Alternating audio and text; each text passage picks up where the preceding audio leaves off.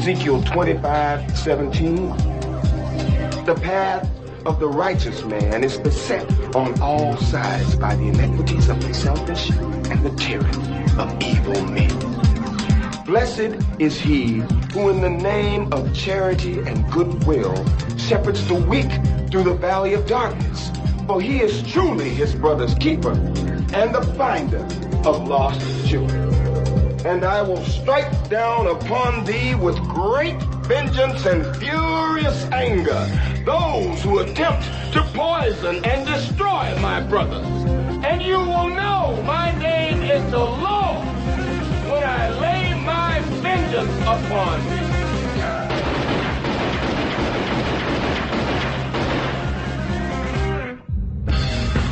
Only a Carpathian would come back to life now and choose New York. Tasty pick. Bonehead. We were every bit the force. We live, we breathe, we sweat, we paid the price to be the best. Never been about the boys in the office.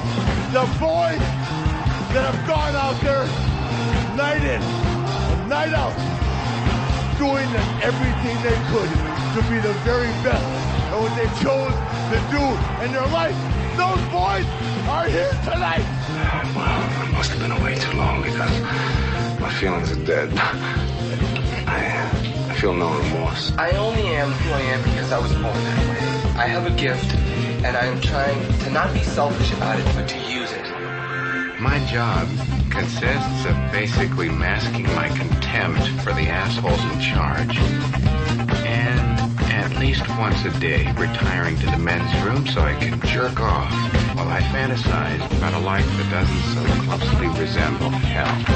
It's my house, and if you don't like it, get the fuck out. Grab a dog. I choke him, and I kick the shit out of him. And I all day long, I put up a dog's ass. Just bang, bang, bang up his ass.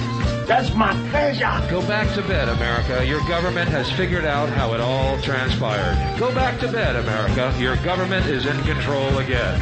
Here you go, America. You are free to do as we tell you. You are free to do as we tell you. You are free to do as we tell you. Sometimes shit happens, someone has to deal with it, and who are you gonna call? Oh, you guys like to tell jokes and giggle and kid around, huh? Giggling like a bunch of young broads with a schoolgirl.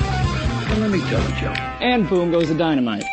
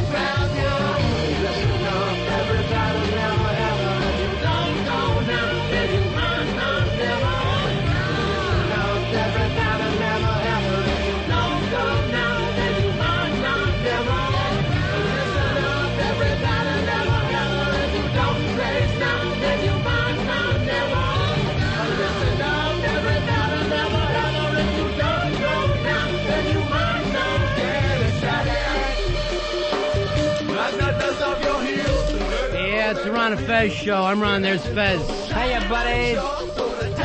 Why are you making the face, Fezzy, and acting like your ears hurt? Because I have no idea what this shit is that we're playing right now.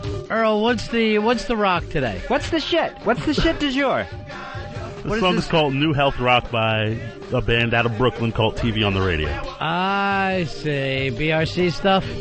Well, they're not officially a BRC band, but they're a couple of brothers out of Brooklyn. Yeah. All right, Earl. I mean, I think it's all great to use the show for kickbacks. I've done it myself. But not when it comes to the music.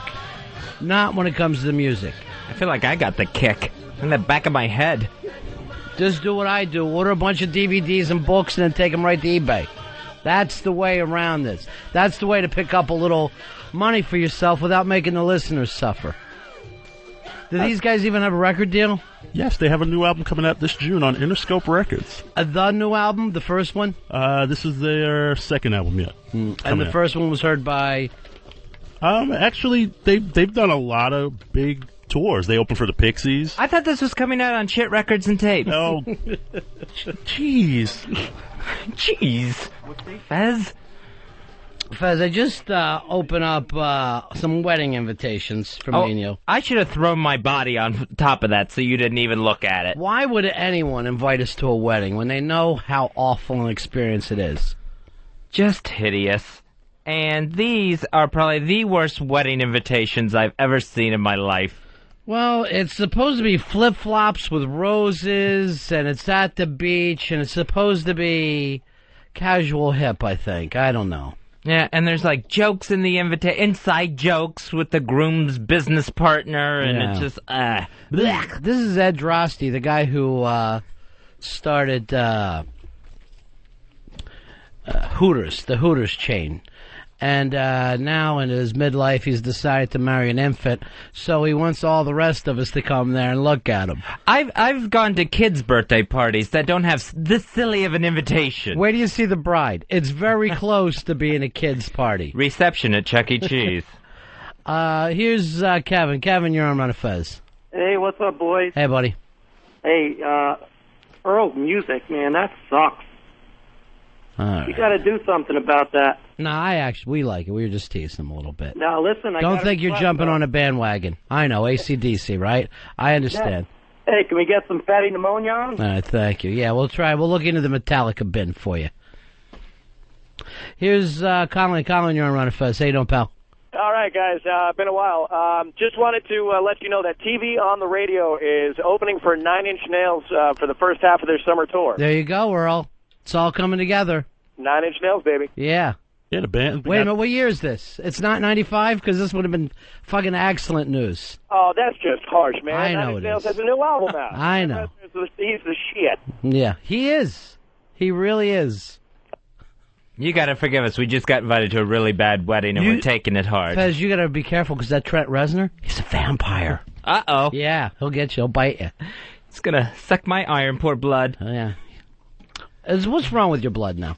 My blood's too thin because Yeah. I gotta be on the aspirin therapy and that's what they call it now, taking an aspirin every day, aspirin therapy, and my blood thinners so that my stent doesn't clog.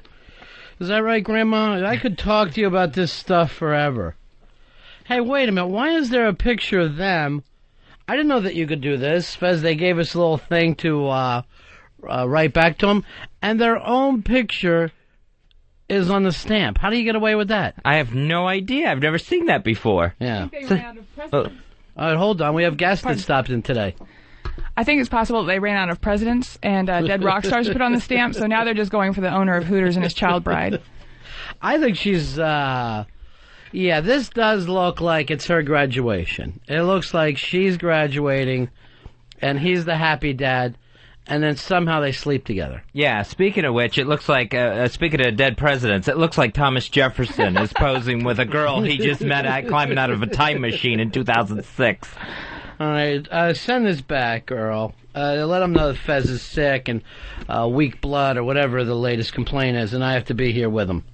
Please respond by April 7th. What's today? Today is the 4th. Yeah. That's a quick turnaround. Yeah, that is. That's a lot of demands on you. This is people that don't want you to go. Sounds like somebody else fell out. I think there was some famous ball player that couldn't make it. Marino can't be there, so we're in. You know what? That's the other thing about Eddie's parties. Like, you have to be introduced as Fez from the Ron and Fez show, and this is you know what I mean? Like, everything's got to have a gimmick with him. It can't be just a person. It's like a walk of fame. Yeah. You know, you'll know this person from their ill-fated TV series. Or not their fucking job title. Like, he runs Coca-Cola's, all right, whatever. This was the guy that invented the blooming onion. Yeah, right, exactly. You know the Outback guys. Yeah, you can't be overly impressed. It's real C-list stuff. Hey, Jeff, you're on Ron and Fez. Yeah, XM's been giving that advertisement for photostamps.com. That's how you get your own picture put on a U.S. postage stamp. So, Eddie's a big XM listener. Yeah. All right, Fez, why don't we do this? Why don't you pick out one of those gifts, because you know how to buy gifts, right? For sure. And then you go down there and hand it to him from both of us. I am not going to this beach wedding. And then that way we each did something. I don't have anything casual enough to wear to this wedding. You don't have shorts? I would have to go in pajamas to be casual enough for this affair. Towel and flip-flops, that's all you need. Why don't you go down there and do your big Fez act where it's really overboard? Hello, everyone. I'll do the bit where I'm the one who objects to this wedding, Yeah, to right. the union of this man and girl. Yeah, that's always funny. I like any wedding where people heckle. You know, the first weddings, people always make a big deal out of. Second wedding, people are free to yell out. Yeah, then it's just a roast. It's not really a wedding whatsoever. Speaking of roast, I'm starving today. I'd like to grab something, Earl. Here's Ryan. Ryan, you're on Ron and Fez. Hey, what's up, buddy? Hey. Hey, leave it all alone, man. That band, first of all, they're a great live band. Ryan, can we move on? Can we finally put TV on the radio in the rearview mirror and move on? Yes, I'm getting off the radio. See ya. Or do we all want to pretend that we're 14 and talk about bands endlessly? Like that's the only topic that you can have. Why don't you just write them down in your notebook so when you walk around school, people know that you're into the cool groups. Speaking of which, Fez, you have a big interview tomorrow with the guy from Poison. Bret Michaels going to be on the show tomorrow. Yeah, Earl booked him, and I just can't think of a single thing to say to him. The only thing I can think of right now is why do people keep shooting at your cars? My two questions were going to be, why were you in Poison? And then second question to follow up, why are you still in Poison? And other than that, I got nothing. And I don't want to be rude to anybody who's doing the show. And I know you know the entire band, right? Yeah, Bret Michaels, CeCe DeVille, Ricky Rocket, and Bobby Dahl. There you go. So he's got them all down, Earl. This is a Fez interview. So that's 3 questions that I have. How's CeCe DeVille? How's Ricky Rocket? And how's Bobby Dahl? And have you heard from them lately? Yes, they got a greatest hits out. They're touring. Earl tells me that they draw big, right, Earl? Yeah, they're still a big concert draw. They go out every summer, and they still fill the amphitheaters and the sheds. Do they me still a do favor. very well. The sheds. Yeah, what's that come from? The sheds. What do you mean by that? They love animals. They want to be with the animals in the shed. Earl, I don't want a lawnmower band out here just moving from town to town, working for Power Tools. Is there a band you don't like, Earl? Is there somebody you go, boy, I don't like that music? Or could somebody smash their head against a pan and you would be just hitting your lighter and acting like it's great? I hate really bad pop music. Like, just no effort into it, like... Black people music, as you call it? No, what's that group? To me, like, Black Eyed Peas is bad pop music. Now, you loved them a couple years ago, before they got to My Humps. You loved them during that whole Where Is the Love gimmick. I know you did. No, that song was just it was so contrived and so awful. But what, was the Where Is the Love gimmick? Yeah. You loved it! You fucking liar! You've turned on them, and you act like you're changing the past. You were crazy about that song. And My Humps is just like, that's just a waste of celluloid in my opinion. Oh, it's so awful. It's just annoying. My Humps asks a lot of important questions where... if she were a camel and there was liquid in her hump and it was alcoholic, he could get drunk off of her humps. I mean, it brings a lot of things into play, things you're not used to thinking about. Here's what I like, is the fact that she's now calling it Lady Lumps, which hasn't been done yet, Earl. It's an awful, brutal song. I hate it. Every time it comes on MTV, when they actually show a video, grabbing the remote. All right, Muni. All right, Muni. Take it easy. What are you doing sitting there? You're 45 years old. What are you doing watching MTV nonstop anyway? Here's Anthony. You're on Ron and Fez. Hey, Ron. Hey, Fez. How you doing? Yeah. Got a question you can ask Brett Michaels. A really great question. You can ask him how Pam Anderson was in bed, because everybody's seen the video, so... Fez, is that one of your big interview questions? I can jot that down, put that on the laundry list. I think you're going to get hung up on. I think that's a slam it down question. Then it may be my first. Yeah. He's calling in or he's coming in? I think he's just calling. Oh, yeah, he'll probably hang up on you. Yeah. Yeah, you don't hang up on people when you're face-to-face. Oh, well, it was a good try. Okay. You can try the door slam if you want in a live interview. Fezzy, what's happening today? Oh, I didn't tell you this. I saw a little almost a star on my way home yesterday. Lisa from American Idol was coming down Central Park South with her mother. Oh, nice. Lisa Tucker, the last one voted off for American Idol. Yeah. She is a little beauty. Just a little beauty. I guess what song she was singing to herself. What's that? My Humps. Just going down the sidewalk. Yeah. I wonder why America couldn't fall in love with little Lisa Tucker. She was so adorable that I had a tear in my eye while I was molesting her. That's how adorable she was. Tonight on Idol, they go for it's country night on Idol. So glad you said Tree, because I didn't know where you were going. I thought you were working Blue. I know it's satellite. I know it is. That's where it all gets rough. And then they'll get yelled at by the judges for choosing country songs. Why did you choose that song when they were forced into the country box? No, our friends Virginia and Tom Jones are here from Portland. How you guys doing? Hey, good morning. We're doing good. Hello. You're in New York for how long?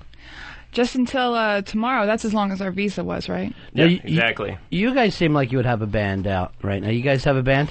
Well, Tom married into my Gothic cover project, Sadly Deluded. Uh-huh. Yeah. And what's the latest with them? Well, you know, Sadly Deluded does... actually, we do a very nice country and western version of Echo and the Bunnymen's Killing Moon. Nice. Fez? Isn't that your thing? Yeah, I love that. Weren't you a big Echo fan? Bring on the dancing horses, baby. Yeah, we do spooky versions of regular songs, and we do regular versions of spooky songs. Working a lot of kids' parties? Absolutely. Yeah. There's nothing like the white face paint to really bring it jam out a 6-year-old's party. Yeah. Actually, I met the future Mrs. Hooters at her birthday party. You know what? She is looking so cute, too. I got to think of something for Fez to get her. Just another fresh pair of flip-flops. Freshies. Maybe some sort of strawberry shortcake toy or something like that. Now, I knew I should have brought the strawberry shortcake lunchbox. This whole thing, when you look at this, it just says Buffett has never died. Buffett will live forever on the west coast of Florida. It's a parrot head wedding. Yeah. And they feel like they've dropped out, but they haven't. They've just fucking bought into. That's all they've done. As they get their manatee license plates. The airlines... what they're doing is now you're getting nickel and dime by all the airlines on the little things that you used to get free. Yeah. So like Air Canada, now you got to pay to have a pillow and a blanket instead of just having the flight attendant hand you one. You know, I noticed this too. They're starting to ask for a Coke from people. Yeah, like... money for a Coke? Yeah, like $5 for a Coke or something like that. Yeah. No, it wasn't that much. It was like... $1 a can or something. I don't think they were trying to make big money like you're letting on. I think they were trying to just break even while they're in the air. Northwest Airlines, aisle seat or a seat towards the front of the plane where you can deboard quicker. Yeah. $15 extra.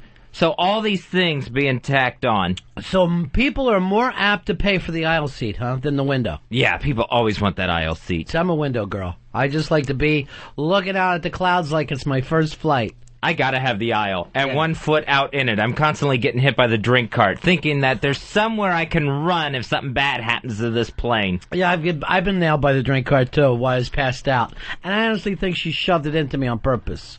Delta Air, they have added this thing never done before, the airport passenger facility fee. That's $9 tacked on to the ticket, so just to get you through the airport and to your plane. I never even heard of this. Yeah, that's brand new. That's out of nowhere. Continental is charging for the disposable earphones now, those cheap little earphones that you get. Yeah. That's $5. Lord. I like to bring my own. It's going out of sight now. Just how they're going to add a good $100 to the airfare because of all the little things they've added on. What's annoying to me is when there's a charge for something that there's no other option for. Right. You know, they're charging for the airport. It's not like I can take a frickin' taxi onto the runway and say, I didn't want to pay that $9. I'm getting out of the $9. Or like the convenience ticket fee. They're like, oh, can I buy them at the box office? Is that possible? Well, there's still the fee for convenience of attending the show. That is true. Yeah, some of the airlines, they're charging you for the use of their landing gear. That's $75 added to a ticket. Now, landing gear, is that still called downs for a night of cocaine? Because that was our old nick. Make sure I got some landing gear, too, in case this gets out of control. Either one is worth the price. Yeah, well. Whether it's mechanical or pharmaceutical. Seatbelts, $20 they're charging for. That's too much. You know, and they make you wear them. It's like you don't have the choice. You gotta buckle up on a plane. Well, do you ever see when they'll make somebody put on the extended fat girl seatbelt, where it's just like you're so huge that you have to have a seatbelt come in from the back? Tell me. Yeah, it's like 3 seatbelts all buckled together, and then they hand it to you. Yeah, now it's like a $75 fee if you want a seat not next to an obese woman. So you're riffing on this a little bit. You've decided exactly that there are some actual things that are going on in the world. You've taken it up a notch. You're just trying to show them how bizarre they are. Yeah, cabin pressure, $80. Too much. You know, and you gotta have it. Do you really? Yeah. Or else you will just suffocate. You'll be Payne Stewart up there freezing to death. Is that what happens to you? You get a little cold? Is that the cabin pressure thing? Yeah. It's not like you're going to start floating like you're in space. Yeah, if there's a leak, you can't breathe because all the oxygen's been sucked out of the plane, and then you start freezing too because the cold temperature gets in there. I think you should be able to put on that oxygen mask whenever you want to. I don't think you should have to wait until there's a leak. That's going to cost you another $12. Yeah. Who can't use a little extra oxygen? I always like some. I'm an asthma victim. Hey, Rob, you're on Ron and Fez. Yeah, how you doing, guys? Yeah. I was just talking about the headsets. Yeah. I work for the airlines. And that's one of my got my own jobs, radio taking show. all the headsets out of the garbage and rebagging them for the next flight. Oh, that's gross. Ew. Earwax and all. Punch it out. Yeah, that's the problem with those headset things, is you're getting terrorist earwax, and I don't want that. I do not want Al-Qaeda earwax. That's so disgusting. I always keep mine so that doesn't happen to someone else with my earwax. Yeah. But it doesn't prevent me from getting others' earwax. It doesn't stop the cycle that way. Landing gear. Here's, you know what? You get into that whole gimmick when you're up there. I just want everything there possibly is. I want 3D glasses while I'm watching the movie. I will watch whatever they show me. And the weird thing about it is, you know, they try to show you like bad TV shows now. Watch you actually enjoy them, and you will laugh like you never have at home. There is something about being on a plane where I think like your emotions are a little closer to the surface, where you will laugh at the comedies and be choked up at any family movie that they're showing you. Any kind of Free Willy, you find yourself just a little verklempt watching. And you'll be so excited to see a Mad About You rerun. Yeah. Just to have that. Hey, Doug, you're on Ron and Fez. How you doing, buddy? Yeah, I hear they just have a $50 fee for a sober pilot. Have we had much problem with the pilot thing, Fez? Yeah, that keeps happening. Now it's like every few months there's another drunk pilot that somehow these crackerjack security people smelled their breath trying to get through security. Right. It's a high-pressure job. You need a little drinky-drinky. And settle the nerves. And there is such a thing as autopilot, right? Yeah, but that's once you're up in the air. But what do you have to do? You pull back on the stick, you get it up there, you flick on the autopilot, you take a 2.5, 3 hours nap, you wake up, you're feeling fresh, you push down.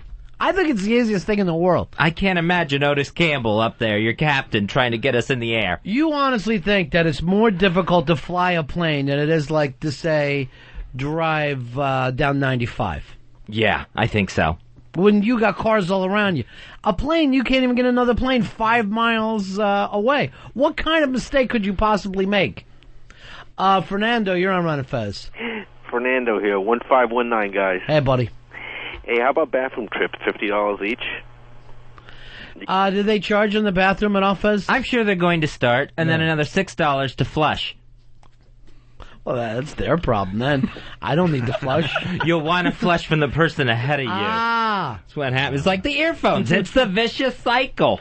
And is there actually a tank in that bathroom, or does it just fall down over Nebraska somewhere? Every now and then someone gets hit with like a big giant sewage iceberg. Yeah, it is. It's that big blue ice chunk that comes down. And it lands on someone's cow.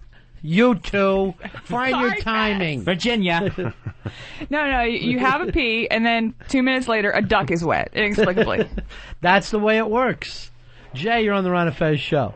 What's up, boys? Hey, buddies. I miss Hypnotized Fez.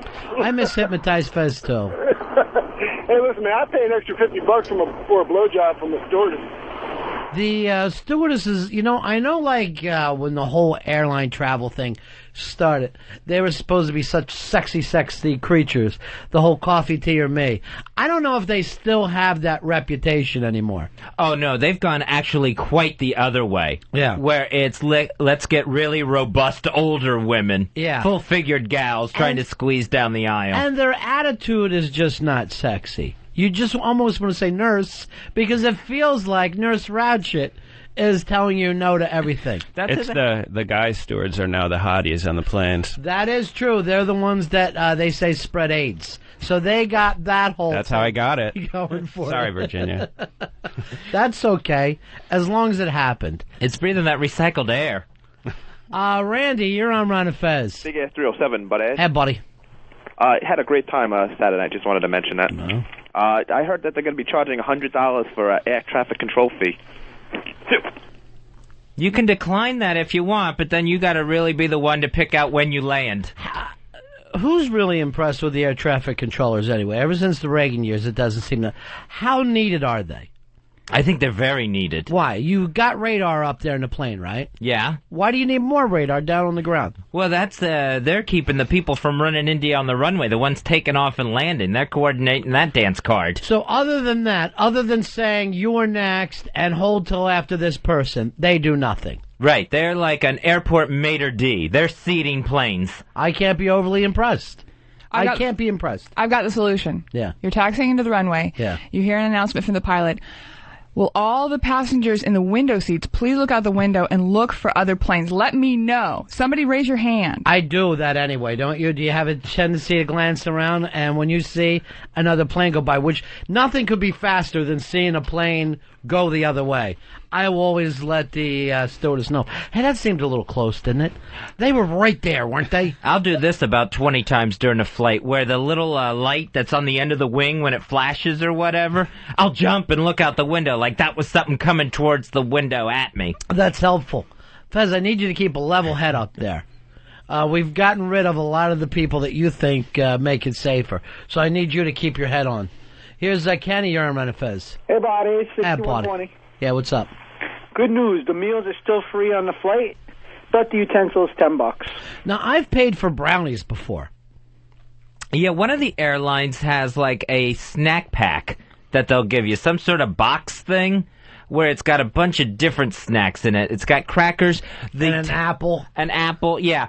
I don't know why anyone thinks when you're in the air you want an apple. It's just not a fruit that's easy to deal with. You will get a package of 2 crackers, and somehow they pull this off, a tiny, tiny package of spreadable cheese that isn't enough for even the 2 crackers they gave you.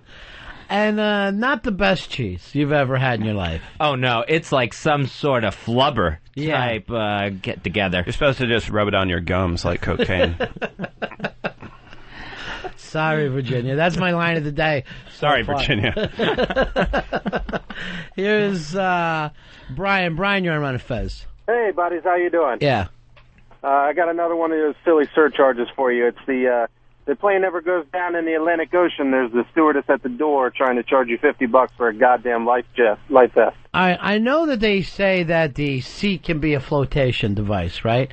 Has that ever happened in history? Have you ever heard they went down into the ocean and everybody took the seats out and floated around just like a kiddie pool? Just a long parade of passengers floating by on their seat cushions. Because one time I was saying to the stewardess, I said, how does the sea come out? And she's like, please, don't even bother. Once we hit the ocean, do you think you're really going to float out on this? That ass smell strapped to your chest. Well, yeah, that's the last thing that I would worry about, Fez, is that, hey, I wonder about germs. As I float in the middle of the Atlantic Ocean, looking like I'm laying on a Ritz cracker for a shark. I've always wanted to do this. Just pull the damn seat cushion up and strap, it says it has straps that you can put your arms through, and just ride like that through the entire flight. Just in case of emergency, I'm already ready. I think those would be ready even if you hit the ground. Maybe you could bounce a little bit. Could help you out somehow. It's actually, if you do land in water and you need to use the flotation device, you're hoping you're in an older plane, because it's 10 decades of suppressed farts that keep you on top of the water. Just everything there is all ready for you. Here is Will. Will, you're on Ron and Fez. Hey, what's going on? Hey, buddy. Hey, look, I heard they're going to start charging $50 for the air that's in the landing gear tire. Thank you very much, Will. Will's going with your gimmick, Fez. Yeah, that the airlines, they are now trying to find every little thing that used to be offered as part of the service to charge you for. Well, why shouldn't they? When, are you going down for this wedding, Ed Rusty's wedding? I'm not going to this wedding. No? I'm not going near this cookout. He's got his own casino now, too. I don't know how well it's doing. Hooters has a casino in Las Vegas. That's right, yeah. It's like Hooters Air closed down, so now we'll go to the casino. We're going to try every business and slap wings on it as best we can. Well, they're expanding the brand. That's the important thing, Fez. And I can't imagine what those slot machines look like. 3 wings, you win. Earl, I heard from a lot of people that they thought Rob Dibble yesterday was a little annoying. They thought he was sounded like he was being a little strong with this and had a little bit of an attitude. Well, that's when he was part of a team called the Nasty Boys. Of course, he's going to have an attitude. That's Rob Dibble. He's a straight shooter. He pretty much speaks with whatever's on his mind. No, I did like that he came up with every kind of speed known to man. Do we have that anywhere? Yeah, he named a couple of drugs. Yeah, I asked you to put that on my replay. You got it in your room? Where is it? Oh, it's on your replay. Where is it? No one pointed it out to me. Actually, we got it. I have it here. He names a couple of. A couple of drugs. Earl, this is good radio. I'm sorry, but I swore I told you it was, but my fault. But here it is. Black beauties and white crosses and all the other stuff. Pink hearts. No, I couldn't hear you. And that was. Ask him to speak up a little bit next to you, your phone guy. I need him to yell out. Sounds like he's naming the Lucky Charms pieces. Well, act like I don't know much about drugs, then you just started to give it every jock name that there is for speed. Here's Woody. Woody, you're on Ron and Fez. Hey, Ronnie, getting back to the airline thing. I hear they're charging per ounce of how much you vomit. Thank you very much. Has anyone ever vomited on an airplane? I don't think it's happened. I know they still have the bags, but I've never seen a case. Guy retching on a 12-hour flight to Germany the whole way behind me. Into the air sickness bag? No, onto me. Oh. Was it a steward? An airline steward? Yeah, it was. He looked up at me and said, "I'm sorry." It was on Virginia. your bare back. It was actually on your bare back. He just realized what his life had become. Well, what are you going to do? What were you doing in Germany? Selling secrets? Was that it? Yeah. Sorry, Virginia. Here's Jesse. You're on Ron and Fez. Hey, what's up, bud? Hey, buddy. I heard the airlines are going to charge $100 not to sit next to a swoogie. Hello? White people are so scared. Now, where does that come from? Black people.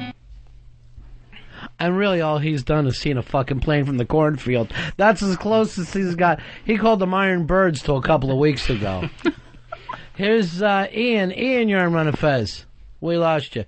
Here's Ken. Ken, you're on Ron and Fez. Hey, Ken. Hey, guys, buddy. Mr. Brokeback Fez. I hear they're charging $5 per sheet for toilet paper. Ever take a piss just to pass the time? Like, this will give me something to do. I always do that. I actually time it. Yeah. Where it's like, the first half hour of the flight, I'm just a mess. Right. Because I'm still scared from the takeoff. I'm still worried that something bad could happen. By the time I get to a half hour, if I've survived that, I give myself a treat, and that's why I stretch my legs and take a trip to the bathroom just to wash my hands and then go back to my seat. And it's like I wait till that long to give myself something to kill the time with. I have a friend who thinks if he doesn't piss on it's like an OCD thing, on every flight that they'll crash. So he feels like he's keeping everyone safe through his magic pee. His magic pee will do it for him. He's keeping the plane balanced. He's adding a couple of ounces of piss to the back of the plane. He just feels like it has to be done because it was done before. You know the OCD gimmick, right, Fez? That you have to do something so God understands it, or I don't know. I guess they think God really needs these little sacrifices. I'm sure a lot of people do this. I have to touch that outside of the plane as I'm walking off the jetway. Mm-hmm. I have to touch the plane, and somehow I feel like if the paint or metal doesn't come off in my hand, it's a safe and sturdy craft. So you feel like you need to touch it almost like as a blessing. Yeah, like bless this aircraft. Yeah, I see. As I board. I usually just hit it with a bottle of champagne, just like ka-chink, and then we're gone. Then everybody's And then I have a weapon, and it's all good. I've gotten past security. You know, that is true, that you really can take a bottle onto a plane. Yeah, have that's you noticed true. that? Yeah. Say, I don't want to pay the $5 Coke fee. Oh, man, I was up, we were actually, this is a real derelict flight we were taking, because it was like, we were going to Tunica in Mississippi, which is a gambling place. So it was all gamblers, and most of the people on this flight to hell were on there for free. So as we take off, we're going from Florida to like Memphis. This guy opens up a hoagie. He's got this beautiful sandwich. I'm smelling olive oil, right? I'm so starving, I offered him $140 for it. I go, I will give you $140 for that sandwich right now. You've already started gambling. I was out of my mind. No, I was like, I don't care now about the trip. The guy wouldn't give it up. He was smart as hell. No. He wouldn't let go of it for less than $3,000. $3,000, we were only up in the air for like 5 minutes. I could have stopped at the same place on my way in. I always bring sandwiches on the plane, and then for some reason I get embarrassed to eat them. You should be. Like, I have that thing of, well, you didn't bring enough for everyone, did you, Watley? Well, there should be some kind of no outside food. Because really, you're going out of your way, you're bringing a stack of ribs for yourself, and the guy next to you is eating that ugly little cheese and cracker with an apple. It's not fair. So what I do is I keep it in the bag, the little shopping bag they gave me, and just pull off pieces and act like I'm sticking it in the corner of my mouth there. So it's gum? Yeah, so I'm not just gorging myself on a fat sandwich while I'm eating in front of everyone else. What kind of sandwiches are you bringing on the plane? Usually I bring like a turkey and whole wheat thing now. I used to bring egg salad all the time, and that was just a mess on a plane. And is that when you used to fly out to visit the Clampetts in Beverly Hills?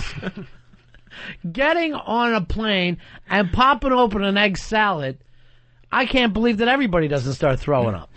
Yeah, because that odor will carry. I also feel bad if the person next to me doesn't have magazines. Like, they didn't think to bring something to read on the flight. Yeah. And they've gone through Sky Mall catalog 3 times already, and I've got a stack of tabloids. So I get on a plane one time. It was me and my chick and then, a guy. So it's the two of us where you feel like, yes, you're like at a table or something where you'll be able to talk in a restaurant. But then suddenly another guy is there. This guy reaches into his briefcase and pulls out a Skin magazine. And it's not like it's even a Playboy or a Penthouse. It's just some big jack-off magazine that no stuff at all. We were fucking rolling. Then you have to watch if he's asking for a blanket. Here's Amy. Amy, you're on Ron and Fez. Hi, Ron. Hi, Fez. Hi, Amy. Go ahead. I am the most petrified flyer in the world, and I'm actually not comfortable until all the stewardesses are up and handing out their drinks and snacks, because I feel like they know something that we don't, So when they're up and moving, that's the only time I can actually relax. Yeah, it does. When it just seems like they're talking about their own shit, and they're you look at them to see if they look like they're thinking about anything, or, God forbid, one of them starts crying. Right, yeah. I'm constantly wrenching my neck trying to see if they're as white-knuckled as I am, taking off. Yeah, because you just want them to get that little cocked look like, I've never heard that noise before, to know that it's all over. That's odd. I've been on 1,000 flights and have never heard that. Right. That beeping. What is that beeping? For the fact is, all the time that they've been flying, it doesn't look like they have any skills dealing with people. At all. Dealing with people that are nervous. They look at people that are nervous like, you better sit down now. Just sit down. Yeah, they will do that. If they've had enough, they go that angle. Right. Or beforehand, they do the joking. No, we're not planning on hitting a mountain. I've had someone say that to me before, a flight attendant. And then giggle. So you don't like that gimmick? No, I don't like the overly glib flight attendant. Seems too much like the start of a disaster film. Here's John, you're on Ron and Fez. Hey, guys, I thought it was just me, but I got the same thing Fez does. I've always done this. Whenever I get on at the end of the jetway where there's a little bit of plane showing, I got to touch the side of that plane before I go through the door. Why? I don't know. It wouldn't dawn on me to feel like I need to pound the outside of the plane. To me, it's like I'm almost like patting a horse before I climb on top of it. Good boy. Good stallion. Yeah, I don't do that either. Oh, you don't? No, I pet everything I ride in. I act like the horse isn't even alive. I just... I pay no attention that this horse may have its own personality. Eddie, you're on Ron and Fez. Hey, what's up, boys? Yeah. Hey, I was going to say, Ron, that might have been me next to you on the plane with you and your chick with the skin mag. That's one of my bags. No, what? I like this. Do you really do stuff like that? Oh, yeah, it's the greatest. The people, fuck, they squirm like nobody's business, especially when you pull out, like, I love Purely 18 or, like, Blacktail or something, like, really out there, and, like, just got nothing but, like, no articles, just explicit photo after explicit pussy shot photos, Yeah. all you want. All right, thank you very much. That's definitely the kind of magazine that this guy had. And it's not like he had a problem with it, and of course, I didn't give a fuck. What do I care? He's just a wackadoo. But I can't imagine any other position. If you were on an elevator and the guy pulled it out, it would be somewhat uncomfortable. For the most part, that's for home reading, home viewing. Oh, hello. I see you're enjoying an episode of Spread Beaver Magazine. I hope that works out for you. So, where you hail from there, Joe? That's one thing I don't like, is for people to feel like now's my time for small talk about things that don't even interest me. When I flew to Memphis with Elfish a couple months ago, oh my God, that row he was in, I just felt so bad for those people because he had them trapped. And he immediately, as soon as he sat down... Here's my boss up here. He's all having a ball. Me and that guy. Pointing to me at my row. We're on our way to Graceland. I want to bet. And I'm reliving all this story from over a row of seats. Right. And these people are just trapped. And you finally hear, well, enough about the king. What about you? What do you do for a living?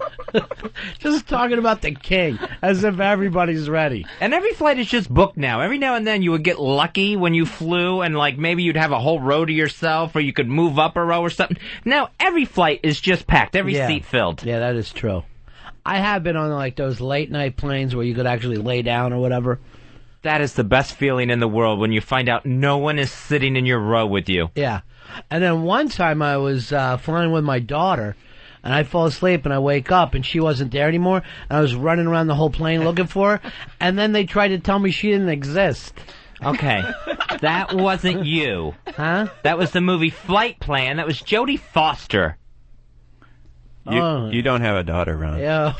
I don't? No. Then why is that thumbprint on the window? Why is that thumbprint on the window? I will always check for thumbprints. Just someone writing in the steam. You ever worry about you losing your mind at all like that, till just like it just fucking snaps, and whatever you think is reality is nobody else's reality? Yeah, just about every day. Doesn't even take a plane ride. Where am I?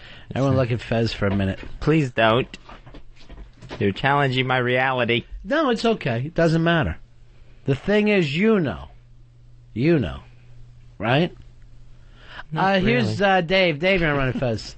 Hey, I was in a flight once, and this group of black people, like a family of 6 of them or something, they were spread all around.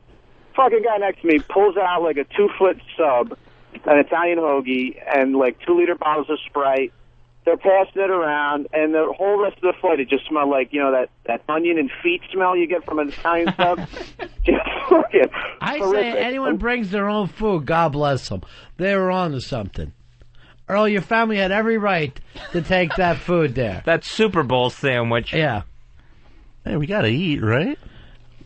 You love the picnic, right? Yeah, of course. Who doesn't? Your whole family? Yeah. Picnickers? Oh, yes. Hey. What? What did I say? Earl, meet me halfway. When they lay the food out, though, they have to worry about aunts. Is that what they call their ants? Uh-huh. I didn't know that. Even at a picnic. I didn't know. Here is Michelle. You're on Ron and Fez. Hello, Ron and Fez. How are you today? Well, hello, Michelle. Well, I was on the flight from hell to Australia, which was about an 18-hour flight, and about a half an hour into the flight, the 2 devil children in front of us started projectile Linda Blair vomiting, and by the end of the flight, almost every person on the flight was retching. I will say this, it's 18 hours to Australia. I will never see Australia. I don't have that type of commitment to give. You guys are flying how far tomorrow? 6 hours? Is that? Yeah, 7. 7? 8. 12. I would think 5.5, 6 is my distance. Vegas. From New York to Vegas. About as far as I can go.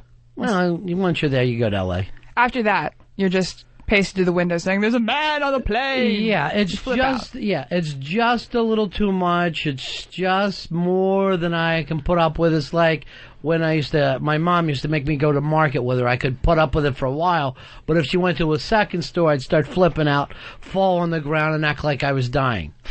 There's only so much of just chilledness I can give to anybody. Now, when you're on a private jet, I think I could probably fly anywhere that way, because then you feel like you're in your house. They got the couch. You're getting the food when you want it. You're not waiting for a cart. All right, my problem with the couch, though, is I don't want it to be on the side. I want to still feel like I'm in a room. I don't want to be flying sideways or backwards. I still want to be looking straight ahead. The best way to do that is to try to lay down on the couch. Of course, then there's no room. Here's Jason. You're on Ron and Fez. Hey, buddy. Hey, I know Fezzy likes to, he likes to pet the outside of the plane before he goes in. Yeah. It's like the Fighting Irish before they run out on the field before a game. They jump up and tap the sign or hit the banner, Good luck, charm. Fez bought that sign for our office, and only Earl taps it. I noticed that, Earl. You're the only one who gives. It's a good luck charm, and just projects a great attitude. You play like a champion today. Mm-hmm. They should write "Fly Like a Champion" on the sides of these planes as I'm tapping them on the way in. Here's the creepy cold guy. You're on Ron and Fez. What's up, fag enabler and fag? Listen, I bring He is creepy. Excuse me. Hello. Yes. Try to get it together and try again. All right. Listen, I pack a cooler. I got shrimp cocktail, brie cheese, crackers, little bottle of wine. Everybody looks at me and my wife like, you motherfuckers. I think that's just normal. I don't think that has anything to do with the cooler. Yeah. There he goes. He just zapped out. He really thought we were going to be impressed. Yeah, he thought we were going to like him. He thought he had a funny joke up front. And then he thought we would all think that he and his wife were just the best. He thought we'd really go for the made-up wife part. Yes. Yeah. That guy was straight. Then why is there a fingerprint if I'm not married? Why? Has anyone seen that film? I have not. I actually walked out on the trailer and refused to watch the rest of it. You paid for the whole movie that you went to see it before. That I realized that when I was heading out to the parking lot. Oopsie. But I just couldn't go back in then. Then it was going to seem stupid. I'm still afraid there's going to be snakes on our next flight. Snakes on a plane. And I'll tell you, so many people are looking forward to the film Snakes on a Plane. Yeah, I think it's Samuel L. Jackson starred in Snakes on a Plane. Oh, you think like anyone else could have been in Snakes on a Plane? What I read about it was when he signed on to the project, they were like, well, here's this movie. It's called Snakes on a Plane. He said, all right, cool. And then but that was just the working title. They got a little bit into it, and they're like, we're thinking of calling it Problem on Flight 941. And he said, I signed on to make a film called Snakes on a Plane. We're going to make a film called Snakes on a Motherfucking Plane. Well, he has the line, I want those motherfucking snakes off the motherfucking plane. And when you get a line that good, you got to stay with it. What are they going to do for the other 89 minutes? Yeah. Well, we're going to be panicking. I mean, there are going to be... I mean, I don't think you understand the premise. You're up on a plane, right? Right. There's snakes on it. Holy shit. Now what do you do? There is nowhere to go. No, except the bottom. And you got to get the motherfucking snakes off the motherfucking plane. Some of the snakes are big. The smaller ones you can put down the toilet, and they'll hit a duck. I don't know how they were released or what happened, but... You want to It's terrorist snakes. Yeah. It's terrorist snakes. You know you want to be there. Al-Qaeda rattlers. I see, so it's a metaphor for really what we're going through today. The problems Snake of today. in the grass. Here's Durango Steve. You're on Ron and Fez. Big ass card holder, 218, guys. Hey, buddy. I don't know what the hell is my problem, but every time before I get onto a plane, I got to talk to it like it's a woman, tell her you're a good old girl, and just one more flight is all you got to do, and I don't care what the hell happens after that. At any point, do you try to feed it sugar cubes? You kind of have the feeling that you're some kind of World War II aviator. I definitely have a problem. You're trying to get the Memphis Belle just into Germany and out one more time. One last mission. It's not like that. Come on, boys. It's not like that at all. By the way, I did see Memphis Belle while I was on a plane one time. It's nothing you ever want to see. On a plane flight, watching movies with people shooting at other planes. I was on a flight one time, and I always tell the stewardess when I get on board that I'm a problem flyer, that I'm very nervous. If you get the chance, please come check on me and make sure I'm still breathing during the flight. They never do. So this one, the movie's They have to hand out sandwiches to people. So the movie's getting ready to start on this flight, and she comes up to me and whispers in my ear, I'll blow you. Our flight $50. Our flight today is perfect storm. It's catastrophic in nature, and you may not feel comfortable watching this. You may want to look away. And I'm thinking, I have to look away, divert my eyes from the movie screens for the next 2.5 hours that this movie's on. Hiding in the bathroom's always an option. Why would you be afraid of a boat sinking, though? I think just the thought that, the boat went down, the plane could go down. I could draw all kinds of similarities between the two. What is that show that they call that right now where it's more like a TV show? And it's something like when you go to the movies and you see the 20, it's something like the 20 but for TV shows. Airborne 20. Oh. Yeah, it's something crazy like that. Where does somebody feel like they're in show business if they're hosting that film? That if it's only shown on planes? Oh, I'm sure they feel like that. Yeah, because I have to go cut another edition of Airborne film or whatever, Airborne TV. And then after that, I'm going to be making an industrial safety film. Right. I wonder if people who are working in industrial films and that marketing films feel like they're still in show business. Or is that more like being on TLC or the Food Network?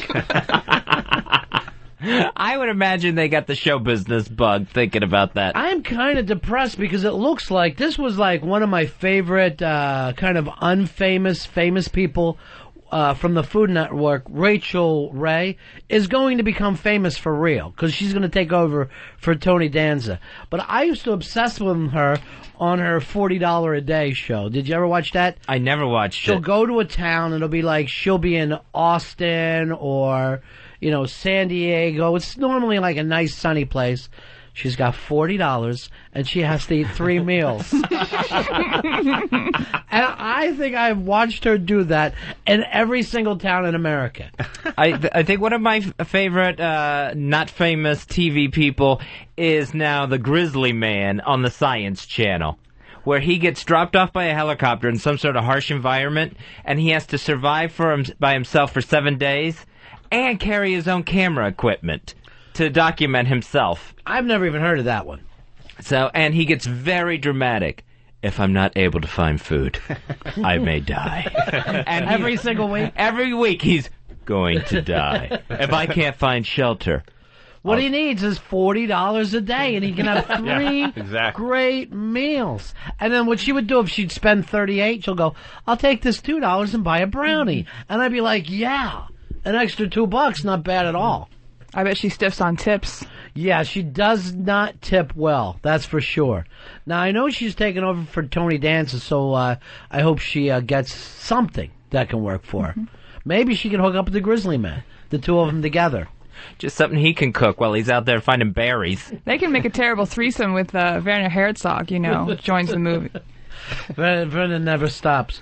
Who's the guy, Fezzi, on your ends of your house? Tim Gunn. He's the gray-haired guy who comes by. He's a distinguished gay guy who comes by to let people know, I don't think you're going to have enough time to finish that. Yeah, he's like the mentor on Project Runway. Yeah. Here's John. Missed you, buddy. You dropped off. Here's Frank. Frank, you're on Ron and Fez. How are you, pal? Hey, Ron Fez? Yeah, buddy. Hey, I was on a flight once, and I got sick, and I went to go for the barf bag, and I missed the barf bag, and I threw up, and instead of it falling down, it shot back, and it hit everybody in the face. Well, I'm glad you got that off your chest, but let's move on. Let's really put the I threw up on a plane thing in our past, okay? All right. Thank you very much. I don't know what goes on in that room, Fez. I really don't. There's a lot of people in there, I know that much. Yeah, a lot of people. No one will even make eye contact at this point. Hi, you're on the Ron and Fez show. How you doing? Go ahead, buddy. And we lost you. It sounded like it was on a plane. Yeah. May have been throwing from a up. snake. Yeah. Throwing up snakes. Throwing up snakes on a plane. Big, big trouble all the way around. Here's a not famous TV person that I like. It's the receptionist on The Apprentice. Robin, the receptionist, she gets one or two lines a week on The Apprentice where she has to say, you can go into the boardroom, and she will really go out of her way to change up that single line each week. She'll never say it 2 times the same in a row. Yeah, I like the fact that maybe in the back of her head she's hoping that role will expand. Like she's telling her mother, who knows? I mean, right now, I'm just the receptionist. And no time at all I could be leading this show. Oh, yeah, she's probably trying to pitch anytime she sees Rob Burnett or something like that, where it's like, what about a receptionist reality show? The characters I meet coming in this building. You know, at one time you probably thought to yourself, I would like to be on TV because, TV is nice. Now, if you go on TV, most of these shows are just really mean to you and attempting to change your life. Like, they will go into your house and acting like your entire life is fucked up and you have to listen to them. Yeah, they've got all the right answers. You've done every single thing wrong up until this point. Finally, your salvation is here. I don't know why anybody puts up with them. I don't know why anybody would say, I'm going on Room Raiders and letting them throw out all my old stuff that I like. I don't get it. The Nanny 911, where it's like, you have raised horrible children. Well, no, you're horrible, so your children have come out that way. So it's never like this kid is a brat. Right. But you've done something. You were too harsh. You were not harsh enough. And this is all your fault. Here is Rob. Rob, you're on Ron and Fez. Hey, buddies. Hey, buddy. Fez, did you notice that Robin's role has gotten much bigger now? She's actually escorting the apprentices into the boardroom. I didn't notice that. She gets to walk them in? Yeah, she never used to, but I think the past 2 or 3 episodes, she's walking them in, opening the door for them, so she's getting a little bit more airtime. Well, that show, I noticed, was pushed back to 10 o'clock last night, up against basketball. So when you're taking hey, guess what briefcase the money's in show, and that's running for 2 hours, like it's a film where you're going, is the money in this briefcase? And fucking 2 hours goes by, and your show's not ready. I don't know. It can't be good for The Apprentice. No, The Apprentice dropping off a little bit each week as it goes. This has got to be a huge hit, getting its time slot changed this week. Now, I noticed this, too. Those girls, every once in a while, get to speak when they open up briefcases. Like, most of the time, they're just opening. But every once in a while, they'll go like this. Good luck. I hope it is low. And then they'll open it up. And I'm like, why at that moment do they get to talk? And why does not every one of them get to talk? Yeah, and the Deal No Deal girls, they've got to just be sitting there hoping I can get so much more screen time if you don't pick my number early. You know, the girl, when they pick a case that they want, that girl, that number 15 girl, she knows she's gone for the rest of that round of the game, for the rest of the show, basically. Well, not only that, Fuzzy, not only are they out there longer, but they get that dramatic moment if you're down to the third or fourth case, where they'll take a minute to open it up. And Howie Mandel will be going like, are you sure? Are you sure you want to keep opening up briefcases now? Howie Mandel, he's just, anytime he has Deal or No Deal, he's trying to say it as dramatically as possible, so that can be the promo shot. He's like constantly, Deal or No Deal? And like doing a little different gesture with his hands or something. I'll just be sitting in my house going like this, no deal, no deal. Keep going. Just feeling like I'm part of it all, part of that excitement. Here is Kenny. Kenny, you're on Ron and Fez. Hey, guys, what's up? Yeah. See, my friend was on that 9911, not to sidetrack, but he goes around work saying, oh, they tell you to do that, they tell you to do that, it's all in the editing. They made him look like the biggest in front of the national television. Well, enough people have said that I kind of believe that it is true. Because why would you? If you've watched any reality TV before... Well, it's for money. They give you $8,000. Right, but why would you want to be the asshole of the show who doesn't go along, who acts like this? I hate black gay people. I'm like, I can't believe the new Real World. You're shocked that you live with a black gay guy. How could this happen? Real World's been on for 15 years. There's a black gay guy every season, and this year you're acting like you refuse to live with him? I think the most humiliating one is probably Biggest Loser. That one, because it's just, they're making you pose without, in just your shorts. So that's humiliating. When you're voting someone out, when you go into the room to vote someone out, there's a giant refrigerator behind you of everything you used to eat. And when your refrigerator light goes out, you're out of the game. And then do they start eating? I never watched this even once. Do they start eating immediately when they're voted out? No, they kind of go limping off crying because this was their last chance to lose any weight, so there's that humiliating moment. There is also the moment when they first get there where they give them one last food binge to eat everything they can in this Willy Wonka-type room. Here's Ken, you're on Ron and Fez. Hey, how you doing, guys?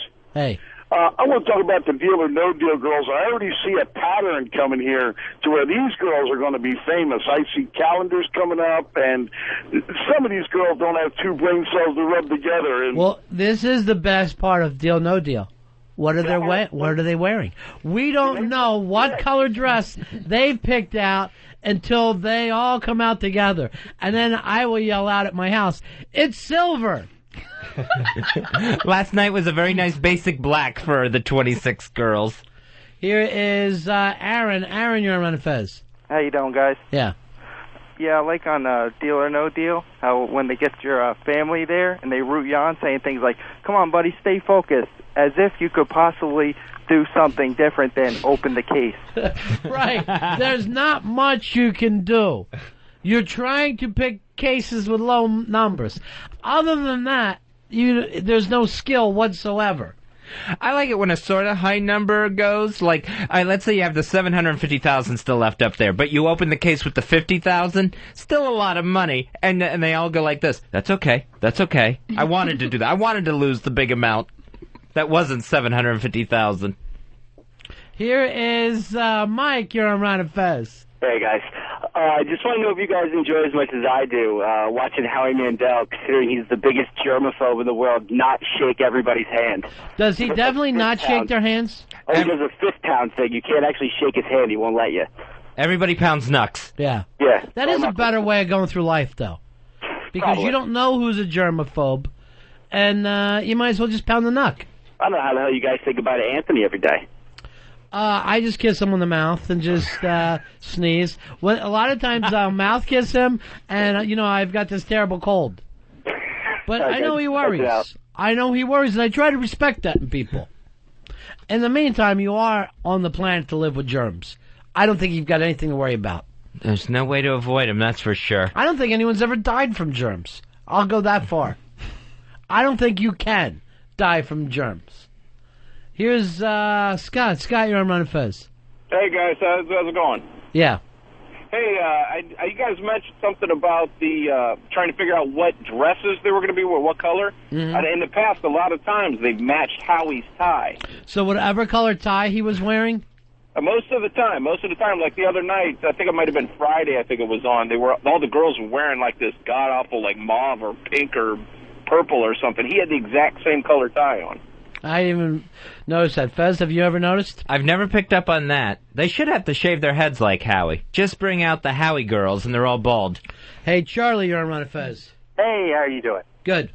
I was in Reno, and I watched that show for the first time. I had no idea what it was about, and I'm sitting there going, this is the fuckingest, stupidest show ever. And before long, I'm sitting there watching it for the entire time, and the next day I'm watching it again. I don't know. It's like Teletubbies.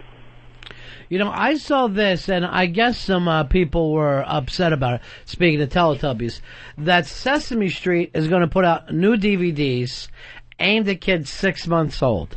This will be the youngest demo in history. I don't know what's going to be on there. Just a big tit. I have no idea what is going to keep a 6-month-old excited. But they worry because they say at age 2 is the youngest that a kid should really start watching TV. So it's like the brains are going to go to goo quickly and lead to obesity, I think. It's like it's going to set those sedentary patterns already in them. Well, this... kids are already watching TV pretty hardcore by, let's say, 3 or 4. At 6 months, though, the interesting thing would be, is it just going to be flashing colors? How are you going to keep that kid interested? I mean, even now, what are you going to do? Shake a rattle at them, and you only kind of think they see you. These are the easiest videos in the world, these shows, to write, to make. Just a puppy, maybe. You just film that for a few minutes. Well, I don't know. There is something about stuff like Teletubbies, where babies like people with really big eyes. If you ever notice, baby shows, there's enormous eyes. What they get out of that, I don't know. Daniel, you're on Ron and Fez. Hey, those Deal or No Deal girls, they're called briefcase beauties. They take a 6-week course to learn how to walk in unison and how to open the briefcase without having their arm block the amount of money that's inside. No, I had no idea about this. The briefcase beauties. Yep, on somethingawful.com. And they went backstage a little bit with them yesterday to say how long it takes them to get looking that good. They've got to get there at 5 o'clock in the morning. What a waste of time that 2-hour show was. Keep it going. Keep playing rounds of this game. I didn't need to go backstage to see a day in the life of the briefcase beauties. Well, I could have played that whole game in 30 seconds. I don't know why it takes an hour to act like you're going to keep asking the person if they want to switch until you really don't switch until the end. Here is Patrick. Patrick, you're on Ron and Fez. Hey, Patrick. How you doing? I just heard you mention child obesity. I was watching the news last night, and they made a new car seat for obese children now. So it's an extra-wide car seat? Yeah, for fat children. You got to admit something. There's nothing cuter than a really fat toddler. I mean, those really, really fat ones are just... You could just squeeze the shit out of them. One of the shows, like Jerry Springer and Maury Povich, years ago had baby Zach on there. He was like the 70... The giant baby. Yeah, the giant baby. And I really wish they had done a follow-up on that. I'd love to see what he looks like now at 4. I never believed that he was as young. I think he's like that kid on MTV where everybody thought he was 12 and then he's 30. I think that they just took a 5-year-old fat kid, put a diaper on him, and then he gets on TV. I really never... Because he didn't even look like a baby and then was just fat. He looked way older. Yeah, one of the things they were having to do was, like, put him in the adult diapers. Like, he had to wear his Depends. It's adorable. No, that's my favorite, when you get a little baby and they're so fat, it looks like they have elastic bands around their wrists and elbows, and I say, enjoy this time. This is the last time people are going to like you for being obese. I don't know what it is. I just want to carve into them and just eat them. It just looks like buttery. Yeah, buttery good. They look like they popped right out of the oven. I would just like to bite that little thigh. And you know that the meat's going to come right off the bone. Yeah. It's going to be so tender. There's no muscle tone there at all. It just slides off. Pure juice. Delicious. Just a fat baby all juice. I might even roll them up in butter. Just Just sit there. I mean, not actually eat them, but just season them and just see. Yeah. Oh, Have a they look lick. delicious. Have a taste. Oh, just delicious. I wouldn't even bite their little toes off because I bet they're crunchy good. Ooh, just that is like the American Indian and the buffalo. You could use every part of the baby of the 21st century fat baby. I would put a straw in the fontanelle and just suck up that sweet baby brain. Can you imagine the gloves you could make out of baby skin? The softness, pliable. What if you had sheet made out of baby skin? That'd be beautiful. Or jackrag. I didn't have sex with a baby pre-mortem. True. I think that would be all right. And just when you come home and you know that there's a baby that's been roasting in the oven all day. That smell. That just tells you come hither. What about baby soup? Where you just drop a baby in soup, and you just slow cook it. You get that broth going and let them come off the bone a little bit. Let them come off the bone. Get those big eyes floating to the top. Put an apple in his little mouth. You know, we were rocking the East Village the other night. I saw a club called Fat Baby. I don't know if you're aware of it. Your former interns are going off and starting clubs. Fat Baby was underage alcoholic, and Fat Baby again was like 20 but looked 4, and everybody loved them. All right, hold on. Ryan wants to tell us something about. Here's Ryan. You're on Ron and Fez. Hey, buddy. Yeah. Hey, Ryan. Hey, yeah, I got a 6-month-old son. He watches cartoons all the time. What kind of cartoons? Usually he likes Dora and the Teletubbies.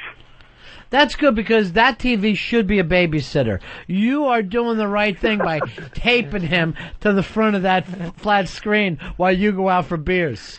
Put a wig on an apron on the TV so he thinks it's a nanny. It's the only time I ever get to bang my wife now since we had him. Why not just do it in front of him? No. He likes cartoons. Yeah. Yeah, my parents did, and I come out a little skeeved. So now, Teletubbies is his main show, though? No, Dora the Explorer. How does it feel to have a baby that young and know they're gay? I don't know. I'll have to ask my dad. My brother's a shit dick. All right, thanks. At what age do you think that you would know that your kid's gay? Because I'm not saying who they are. There's a very famous couple that I know they want their kid to be gay. That we're supposed to think that, they're both straight, but we all know better. And the way they talk about their kid is as if he's already gay. Just the things he loves. Oh, the funny stories from his school or whatever. Mm-hmm. No, he's only like 2. Oh, okay. So they're just acting like the way he talks and the clothes that he's into. Because they know that a little gay kid would be a lot more fun to tell stories about. Just a lot more stylish. Yeah. All right, we got an update on Fat Baby Zach. Good. Dan, you're on Ron and Fez. Yeah, buddies. Yeah. Yeah, talking about that update on that baby Zach kid. When they first showed him, he was like 3 years old and 105 pounds. They did an update on him. And, what was he, 7 or 8 years old? And he hadn't lost any weight. His mother's still letting him shovel in whatever. Or All right, so at 7, he's weighing 105 pounds. No, that was his original weight on Povich was 105 pounds at 3.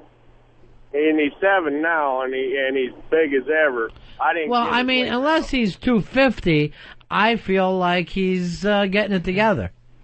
He could just get a little height on him. I don't know why his mom would want to change. She got famous for having a fat baby. They put you on television. Why would she want to back out on that? No reason. You can't give up the act. You really have got to stay with it. Anytime her and the fam want a trip to New York, just write Maury. We're having more problems with Zach the Giant Baby. I can't control his eating. He's even fatter. I'll tell you about it at the plaza. Wait till you see him. They just got a hose in this kid's mouth, just running gravy in there all day. Here's Ben's raw ass. You're on Ron and Fez. Hey, guys, I want to know, how about a nice big baby in a slow cooker with some potatoes and onions? Oh, man. A roasted baby. Nice. I mean, obviously, you can't eat baby, and it would be wrong. But you, in your mind, know that that's got to be delicious. It's got to be delicious. Just put one in a big crock pot. Mm-hmm. That slow stewing thing. Well, I think wrap it in foil like a baked potato. Put it in the oven all day. Just let it stew in its own juices. Buttered up. Don't trust me around it. Don't trust me to cook it, because you will come back and see a half-eaten baby. That baby was for everyone. I can't help myself. I think I could eat one raw. I really do. Do you guys know about this like big eggy breakfast custard thing, the Dutch baby? Because we do it in the South. We do it at the Pancakes house, and that's kind of fun. You usually split it with another person, but then you can walk around the next day, the rest of the day, and say, "I can't believe I ate a whole baby." Starving for a custard baby. Starving for it. Here's Rob. Rob, you're on Ron and Fez. Hey, buddies, I'm fucking starving now. Yeah, me too. Oh, is it baby eating time yet? Yeah. So, getting back to the 6-month demo, that's not anything new, because my daughter's 6 now. When she was 2, 3, 4 months old, she was watching the Baby Einstein, Baby Bach, Baby Beethoven. Now, what happens with Baby Einstein? I love the name. It's pretty cool. It's all classical music, and, well, they've done studies on it saying that it stimulates their brain and all that jazz. But it really does keep them focused, and it shows shapes and colors and dogs. And I'd say by the time she was about 1.5 years, she had it memorized. I thought the Baby Einsteins were going to be little physics problems for infants. Maybe in the future. Yeah. No, they're awesome, though, because it's like a shot of a chandelier, a train slowly, a toy train being pulled across. There is the occasional puppy shot.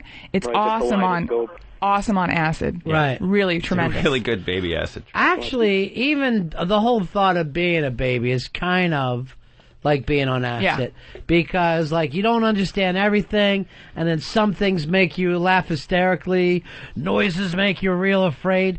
Being a baby and tripping could be exactly the same thing.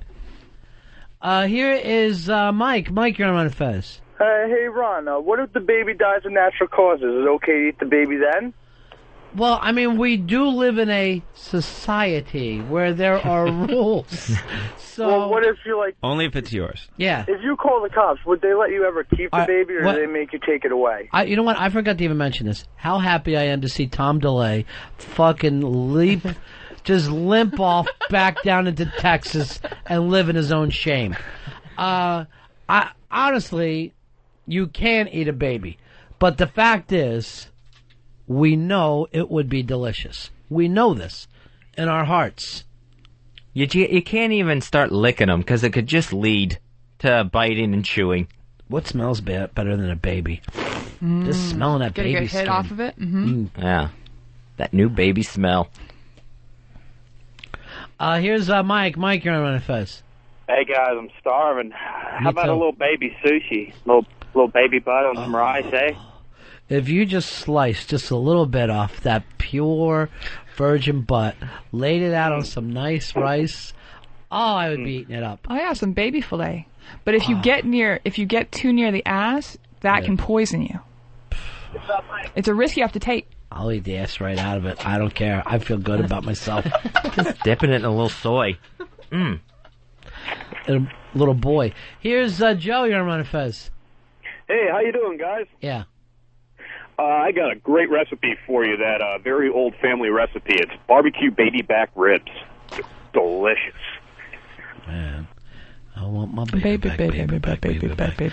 Dominic, you're on Ron and Fez. Barbecue sauce. In my kitchen, I came up with a turkey, and a duck, and a chicken, and a baby. But it'd have to be baby Zach. It would be a chick and a puppy and a baby. And it would be baby turducken. Seriously, a baby. And I think that's why women will keep babies, you'll ever let me see that baby, and they'll be like, no, I'll hold it, because they know in the back of our minds we just want to bite down. And fucking starving as I'm sitting here. I can't believe I'm not going to eat any baby today. They're mouth-watering to think of. Imagine the gravy alone. Oh, man, that's got to be good. That's like pure melted butter. I even like to just act like I'm taking off their little fingernails and just chew along. I just want to bite down. I just want to bite on the finger. That would be like eating a lobster, where you actually get a baby bib to get with your baby before you eat it. You can use the Crack baby's open own those legs. bib. Yeah. Suck the marrow out. Oh, marrow. Baby marrow. Cures what ails you. Yeah, I think it would. It's, you're really eating better. Scott the Butcher, you're on Ron and Fez. Hey, how about a baby on a can?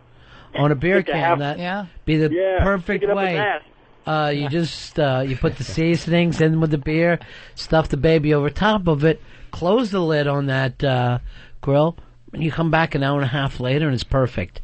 Because it's really basically stewing in its own juices. A baby sweating out beer. There's a little discomfort when you first put the can in, but it'll get used to it. Here is Jack. You're on Ron and Fez. All right, Ronnie, you got to picture this. Standing out in the backyard by the grill, sucking on a nice stogie, put the baby on the grill, slice up a nice glazed Krispy Kreme donut, put the baby right between. You are seriously just... I mean, it's the tartness of the baby meeting the sweetness of the Krispy Kreme donut. Grill marks on a baby's face? It's too damn tempting. Bill, you're on Ron and Fez. What about a baby shrimp cocktail? Just dip it in some cocktail sauce, little baby fetus. Oh, like a fetus, yeah.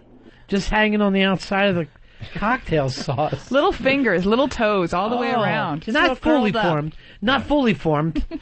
Breaded. Still has the tail. Still got the tail on it. Right. That's where the flavor comes from. I am going out of my mind starving today. Earl, there's definitely no place in town that serves baby. No, that I know of. Earl, you know what I was thinking?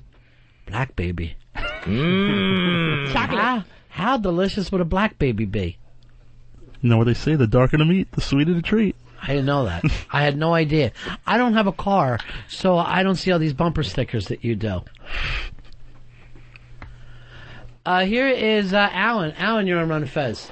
Yeah, I was thinking maybe you put that baby on a spit and roast it over an open flame, or either that or you have, Cajun fried baby, or like we call it down south, blackened baby. Here's what I would hate is you make a delicious meal, a baby for the whole family. The looks on the other kids' faces, they're like, oh, who's next? What's the oldest that you would eat a baby? Oh, I think 18 months. Yeah, I think 2 is pushing it. Right. Really? They start toughening up after that, I think. Yeah. They're really running around. You don't want them to start walking because then that meat starts You would need a toddler. It starts getting lean and stringy. It's too much work. Calluses on the feet, no good. Yeah. So no potty trains. No. Nah. You got to get them long before that. Yeah. No, like the shrimp cocktail, you got to clean out that mud vein. Mud vein? For the baby, I wouldn't. I really wouldn't. You just call it diaper gravy and go forth. Diaper. Here's Tom, you're on a Fez. Hey, what's up, boys? How about the innards? You know, like the sweetbreads and the Yeah. liver. You slice it nice and thin with some bacon and onions. Baby sweetbread, I definitely enjoy. There's not a piece on the baby that's not going to be just delicious. It's new and fresh. Yeah. Here's Mike, you're on Run a Fez. Hey, how you guys doing? Good. What can we do for you, Mike? I was going to tell you guys to be careful if you put the baby in the microwave to either poke a couple holes in it with a fork or else it might explode on you. That is a problem. First of all, I never use a microwave. I just don't believe in it. I feel like if you're going to have good, fresh product, why not cook it the way it's supposed to be cooked? Yeah, if it was a baby TV dinner, that's one thing, but a baby's got to be slow cooked to get the flavor. Yeah. If you're going to get the best baby out there, don't ruin it. We're going to take a little break here. Earl, you got the Fat Baby song you can play for us? Sure, of course. Sure. It's excited. I love the Fat Baby song. I've only heard it once, and I love the Fat Baby song. Whatever. We'll be back in a few moments. Ron and Fez. Fat Baby is an underage alcoholic. He got arrested for driving on the wrong side. He'll stay a virgin until he gets convicted. Gonna get fucked up the ass when he goes to prison. Stupid motherfucker's gonna drop dead of a heart attack before he's legally able to drink.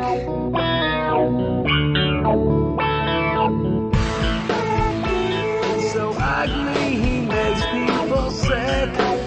His sloppy belly hangs over his dick. He smells like hot sauce and pork. He'll be buried with a fork in his ass and a stain on his shirt. Even his mommy and daddy think he's a jerk. a job, he can't drive a car. He's a pathetic, retarded slob. That baby is an underage alcoholic. That baby, that baby. That baby is an underage alcoholic.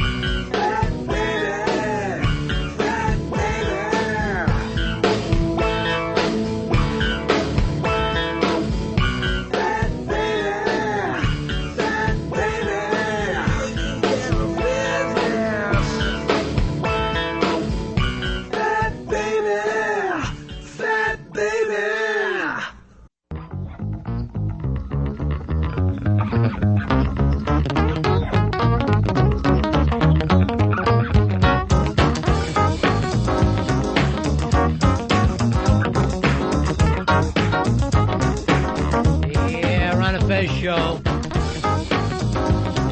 tonight, or is it tomorrow night, Fez? Is the really big night?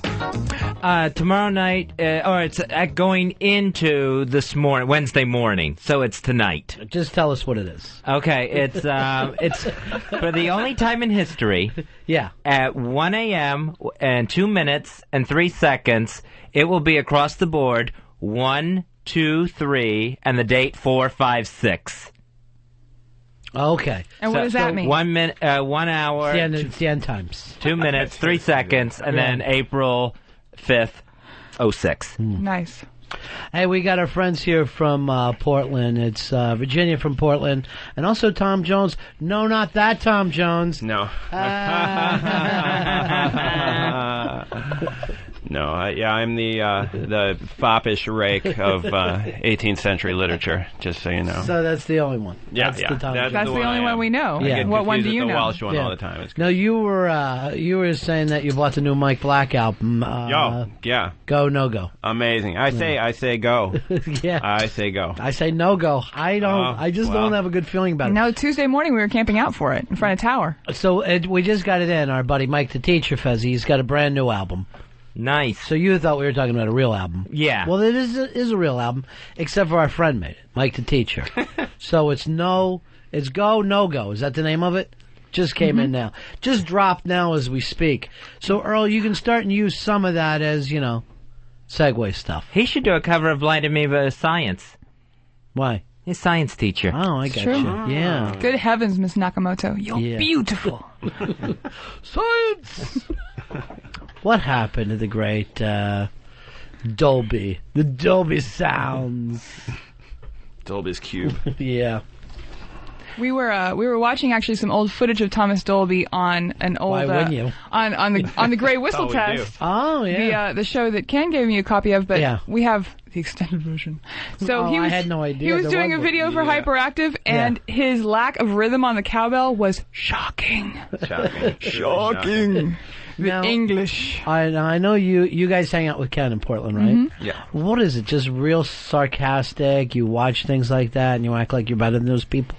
What happens? What is the Portland angle? The sad thing that Ken, Tom, and I are really sincere about liking a lot of stupid things. Like what? I am a year in, as they say, to tap lessons. I had no idea. Yeah. Let's see a little tap. There's nothing less impressive than knock it out. Tap dancing on the radio. I'm gonna say, but we like some dumb music, but we I don't know. You should do a little tap number, or as I like to call it, knocking out a batch. No, our own East Side Dave does ventriloquism on the radio. Yeah, he feels pretty good about that. Let's hear just a little bit, Dave. Because you said you went in his car, Fuzzy, and there was a couple of dolls? Yeah, he had the ventriloquist dummy. There was a ventriloquist dummy and a puppet sitting on the front seat that he had to move for me. Mm-hmm. Like if I spend as much time with them as possible, right? It'll really, the act will really get solid. Now, how long have you tried this? Since I was 16, so I'm 28 now, so 12 years. 12 years, and ever have a paid gig? No, not yet. I did a couple coffee houses and stuff. A lot of people left. There was 3 or 4 people left. Where were these coffee houses? Red Bank, New Jersey. Ironically, the scene of another Ron and Fez show employee disaster. All right, so what is the name of your puppet? Well, my real puppets that Fez saw were Smeagol and Roberto. I named Smeagol from the Lord of the Rings character, and Roberto, he's like a little Caucasian ventriloquist dummy in a tuxedo, so I thought a Latino name would Ronnie, be funny. it's Charlie McCarthy. A man, wait a minute. What do you call him? Roberto. Oh, you act like you're into ventriloquism. You never heard of Charlie McCarthy? No, I've heard of Charlie most McCarthy. famous act ever? Yeah. For your genre? And this is Roberto. No, it's not. It's Charlie McCarthy. Yeah. And he had he used to have a little timepiece and everything, but he lost that, and lately I haven't been able to find his pants. How did his pants come off, Dave? Why did the pants leave the puppet? Really? All right, let's hear your act. How are you today, Smeagol? Why are you using a different voice for yourself? Hello! Hello, puppet! You should just use your normal voice as the puppeteer. Okay, Yeah. that's difficult That is to his learn. normal voice. Right. Smeagol, it looks a little rainy outside. It certainly does, Dave. Now, wouldn't you be going for some kind of joke or something? Not just small talk? Have you considered doing it with like a surgical mask on? Right. Because that would be a hell lot more. Right. Get a nurse puppet. I You're had a doctor. Grow a beard. Yeah. I had a joke for my umbrella. Don't let me interrupt, yeah. Smeagol, looks a little rainy outside, doesn't it? It certainly does, Dave. Are you going to have an umbrella with you? I can't find an umbrella that's small enough. I'm a puppet. So... You get a little drinks umbrella. The joke is that would have worked. Your idea of the joke is the puppet is so small that it's hard to find a small umbrella. Pretty much the whole routine is the same joke. Size. Yeah. You're small, aren't you? I need a tiny sandwich. Could you help me up to this yordle? It's too big. Is it like an English lady? It sounds like an English lady. Yeah. I guess there's a little, It's a Dame Edna puppet. Average, yeah. I was trying to do a more of a Fraggle Rock meets a kind of Kermit the Frog type thing. You know, those are my two real inspirations. I mean, everyone loves Jim Henson. I've never heard of him. So I thought I'd go with that, but that's kind of like pretty much the routine. You know, I ask him, if he'd like a bite of my apple, and then he says, "Can you shrink the apple? It's just too big. You seem to have forgotten that I'm a puppet." Alright, so again, small. Why don't you try to use the voice that Charlie McCarthy actually used? Because people will be shocked to hear that voice coming out of that dummy's mouth. It's like if he had Charlie McCarthy, but he was compressing his testicles. Well, I guess I can do one of those old school, like, "Hello, Smeagol, it sure is rainy outside." "Absolutely, Dave." So I like that you've changed your voice into the loud man. Yeah. Hi, everybody. This is a puppet. That's to establish he's the human. Yeah. Right. All right, let's go back to the original Smeagol voice. Yeah. Okay. Yeah. Hi, everybody. How's it going today? Well, it's going great, Smeagol. And how are you? Not too good. I'm still a puppet. All right. See? Stupid. It would work.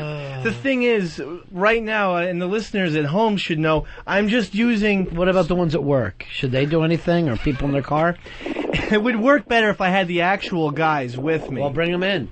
All right, tomorrow. Todd, you're on Ron and Fez. Yeah, Dave is making me hate your show, and I'm kind of getting sick to my stomach. Here's the thing. It makes me hate the show when it's mine. So that's really bad. He makes me hate humanity. Hey, I'm Why not you trying drawing for on that. yourself, David? I you're always nervous? No, I write notes. What did you write? Reminders. Better big puppet act. Blue in big blue letters. I wrote "Bring in puppets" so that I don't forget. Just draw eyes on it and see your wences. It does work pretty well. Ooh, that's not so bad. Yes, that was a guy's act in the 60s. So, hey, Smeagol, how about a knuckle sandwich? Get it? We're all listening on the radio. We can't see. Okay, I was talking to my hand puppet, which was a hand, and I said, "How about a knuckle sandwich?" Because That didn't work. Ron, like a competitive child. Now that Dave did something, Right. I want to do something. What do you want to do, darling? Okay, I'm gonna do my tap. I'm gonna do my tap joke. All right, let's It's do it. conceptual. Yeah. So we were in class, and Miss Megan was helping us a mnemonic device to do a time step. Right. And she says, "There's no meat on Fridays. There's no meat on Fridays. There's no meat on Fridays. There's no meat." And then we were gonna go into the buffalo, and I offered up avian flu, avian flu, avian flu. No meat for you. All right, so that whole thing, and that's help you keep time. It's about. You don't need to watch. It's about warning the world. When you have a time step. There is less talent in this room right now than maybe any room in history. All right, so I've got a joke for you guys. Bring it. So this is kind of like a variety show, okay? So I'll do a joke, and then maybe you can try it with your puppet later, okay? All right. Knock, knock. Who's there? Who's there? The interrupting cow. The interrupting. So it's like a little joke classic. that you can try with good kids. one. I have a great joke. Maybe I should incorporate it to my puppet act. Yeah. It takes 2 seconds. Go ahead. What's the proper name for a shish kebab? What's that? A shish Robert. Thank you. That would be good. Did you hear the one about the kitten who worked in the cream factory? Give it to me. It didn't last. He got caught drinking on the job. Ah, because it was a kitten. He was a kitten. He liked Yeah, cream. Right. Why wouldn't he? Why wouldn't he? And why hire? Yeah. I blame HR. He promised. Really? A human resources mistake. Human dildo, you're on the Ron and Fez show. How are you? I'm doing good. And I think it's just really great of you, Ron, to give the mentally challenged a spot on your radio show. You know what? You're doing good work. I want to do that because I noticed that every championship team has that Rain Man kid who you try to put in at the end of the game and see if he can't score some points. By the way, what is the name of that kid? Do you remember, Fez, the one that shot all the points in basketball? J-Mac was his nickname. Did you see that he was at Final Four? They invited him in the Final Four. This kid has had a great year, an unbelievable year. Yeah, President Bush calls him J-Mac. Yeah. And then he says to him, do you mind if I call you J-Mac? And the kid goes, yes. And he goes, good, I'll call you J-Mac. Is this the He puppet? totally ignored what the kid said. Is this the puppet show? I can't tell. No, it was in his press conference. No. Do you mind if I call you J-Mac? You should Yes. get an autistic kid to sit on your lap. I know I do. No one will believe him when he's later when he tries to explain what you did to him. Bruce, you're on Fez. Hey, Ryan, can you please get this freckles faggot off the air? All right, puppets are calling in now, complaining. We are really getting tons of puppet complaints. I'll take the heat in the puppet community. I don't care. There is a puppet community? There's a big puppet community. And where do you live? On the outside of that community? I'm not welcome anywhere. Outside of puppet land. Even in the puppet community, I'm shunned. The Mr. Rogers trolley won't even go into that part of the puppet neighborhood. Yeah. Cabs won't stop there. The interesting thing about you is you got a howdy-doody look. So you should get like a Buffalo Bob doll and just he's kind born of to flip, it. yeah, flip the script. I could, if I just got a bigger person. In fact, I could be the maybe like Earl. You was Shaq. If you sat on Shaq's lap and just did your voice. I'll email Mr. O'Neill tomorrow. No. If only Andre the Giant were still alive. If only. But Say Big that John, every day. Big John Studd is still around, huh? No, he's not. No, he's not. He's gone. Also gone. King Kong Bundy? Also gone. Large people don't last. You never really go, hey, I saw this old lady the other day. She was like 6'10". Doesn't happen. They die early. That heart just wears out from dragging those gigantic bones across the earth. So when I went to Knicks against Miami Heat, the Heat was killing the Knicks. But my heckle was just, how old do you think you'll be when the heart gives out, Shaq? I'm guessing 50 at the latest. And I tried to get everybody to chant along, but nah. It's kind of wordy for a chant. Yeah, it's too wordy. Now I know that. It's too wordy. That's a good method, It keeps the pension payments low. True. Hire the really tall. Today I caught myself doing this New York thing, walking to the subway. Talking to myself out loud without realizing it. I hate it when that catches up with me. Just thinking, because I was looking at my watch, and I'm like, okay, I got another 5 minutes. And I actually said I got another 5 minutes out loud. All you need to do is put a thing up to your ear like you're on the phone and nobody. Yeah, always have a bud in. Yeah, that was like, hey, you know the phone. That would have worked better than me just spinning around looking to see if anyone heard me. No, you live alone, right? Do you talk to yourself at your house? You know, there's like yesterday was a day where I was just constantly talking to myself. I think that's why I did it this morning. Sometimes I can be silent, but like I notice around dinner time is when I talk to myself. And I'll actually call myself Buddy and say, what are we having to eat, buddy? Buddy. There's something wrong with it. When you think it's time for the two of you to go out and eat, and you're alone, that's a problem. I'll go to the refrigerator. What do we got in here, buddy? Ron, I think it could be a lot worse. Yeah. He could be saying, what are we eating today? Fucker. Yeah. Eventually, at least he's friends with himself. He's going to be going in that direction till finally. Get you. Yeah, I'll get even with you, you son of a bitch. I saw what you did. Oh, there's plenty of stupid idiot days. Do you call yourself names? Yeah, stupid idiot is probably the biggest one on the negative side. Ever slap yourself? Yeah, I've done that before. Where? Face? Yeah, just like, come on. Sometimes if you cut yourself, it relieves the pressure. It does. I have to try that. Just slice around the meaty thigh area. I was a cutter for a while, but now I just turn on country music stations. And that's my way of hurting myself and punishing myself for what I've done. That's too cruel to That's yourself. mean. That is mean. Too cruel. I'll just force myself to listen to Jesus Take the Wheel until I understand you've got to do better. No, I don't think I talk to myself. I sing too much, and I'll sing right in other people's faces.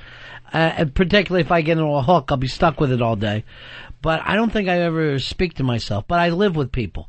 I think part of your thing is, Fez, is that you'll go 21 hours without talking to another human being. Yeah, and then next thing you know, it's like I drop my keys and I have to hear stupid idiot. Those are the first words I'm hearing for the first 18 hours. What you might want to be is in a relationship, and then you can be abusive to them. That's my way of feeling better about myself. I need my own stupid idiot. Yes. So I don't have to focus it on me. Yeah. Because your way is you're blaming yourself for everything instead of her, who's really held you back and kept you from what you want to do. For spilling something in the kitchen. Yeah. You talk to yourself at all? Yes. What do you say? Big time. Hey, everybody, it's time for us to get some soup. Yeah. Usually things of motivation, but one of the things that I notice I do all the time is... come on, you can shit. Let's go. Not around bowel movements. Oh, okay, I didn't know. Usually, but one of the things is I'm not necessarily a big fan of necessarily, the way I look. And no. You handsome rake. I'm in the, I do this all the time here at XM. There's like a lot of stalls. And so I'll look in the mirror, and I'll be washing my hands, and I'll just be like, oh, man, what? You just fucking look like hell. You suck. God. And because there'll be no one at the urinals, I always forget about the stalls. So then there'll be two guys who come out. You really hate the way you look. Yeah, and why don't you dye your eyebrows? I don't know how to do that. Skin. You have eyebrows? I know. There's nothing I can do. Yes, feel above his eyes, and you're gonna. No, they are there. Yeah. But so then I have to get like pat on the back by strangers who'll be like, "Hey, you're not so bad, kid." People say that. Yeah, like I always forget about. Do they have their pants up yet? Yeah. I don't believe that anyone comes from dropping mud to trying to make you feel better about yourself. First of all, twice. anyone who tells you you don't look bad is lying. 2, why should you give a shit? You got a cute chick, right? Yeah. Who else you trying to impress? Mars? Who is it that you're after? Who here do you try to look good for?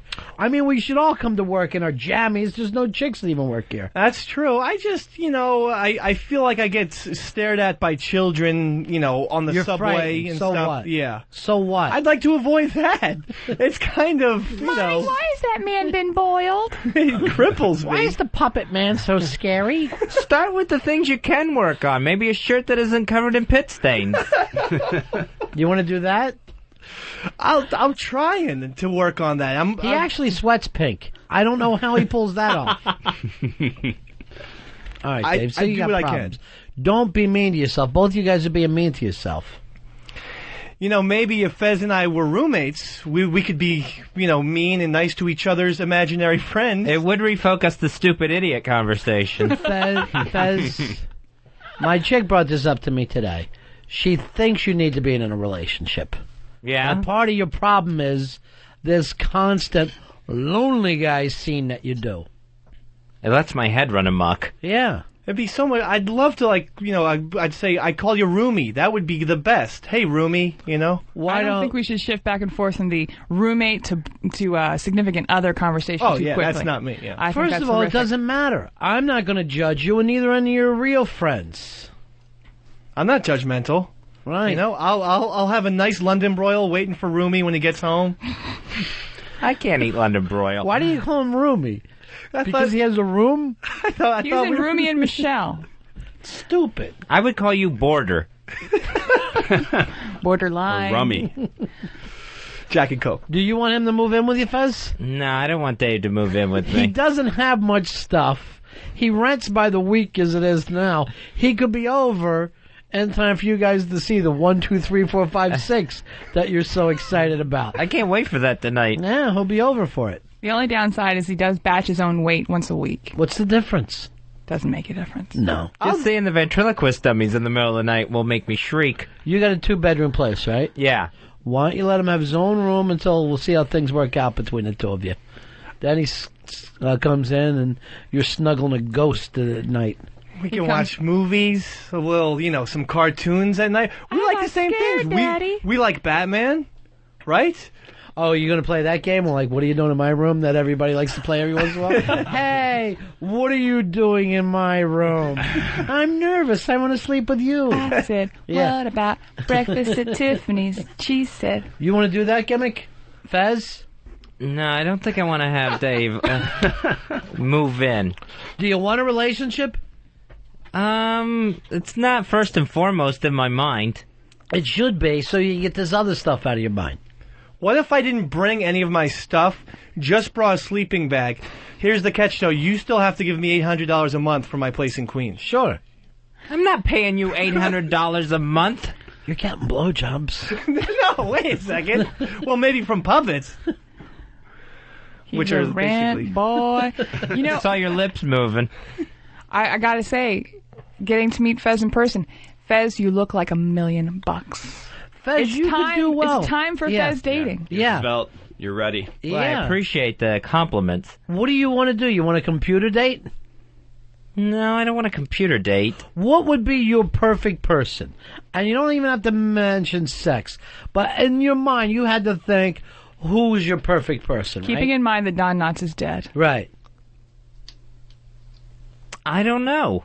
How could you not know by this point? As long as you've been the lonely guy, it never dawns on you, here's the type of person I would like to meet. I guess it would have to be someone that cooked, because I don't cook. Right. So that would be a plus. A plus, but... Right. And again, that's a maid thing. You're not after a maid here, Fezzy. Who's the perfect person for Fez? Who's your other? I am trying to think. Well, someone who likes comic books, perhaps. I mean, don't you want the same hobbies? Well, Wrestling? So what do you want him to do? Date himself? That he's Is that already what been everybody wants to do? doing. No, I want just the opposite. I want just the opposite. I would still need my alone time. Because now I'm pretty used to it. What do you mean alone time? Jacking off? Yes. No, just time where it's not 24/7. Bathroom has a lock on it. Waking hours. What are you talking about? You need to go into your own little place? Yeah, my own world.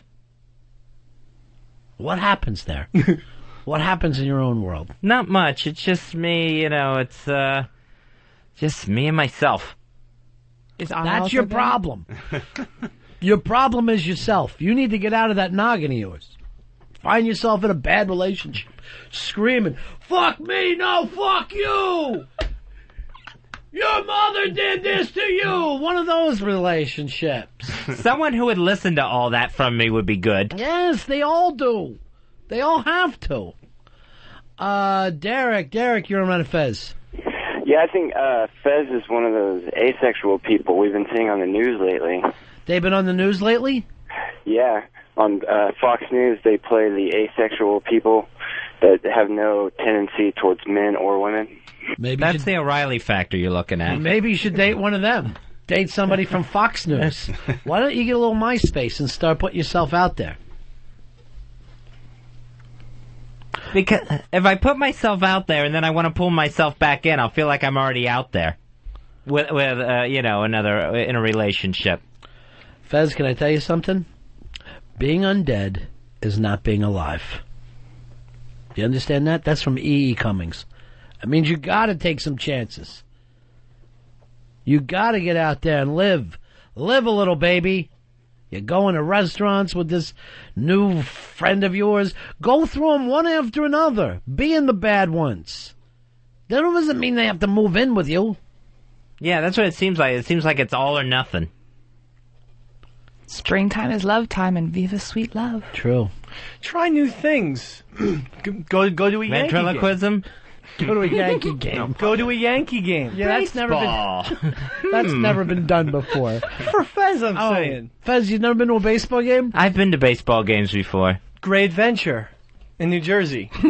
These are things. Go skee balling.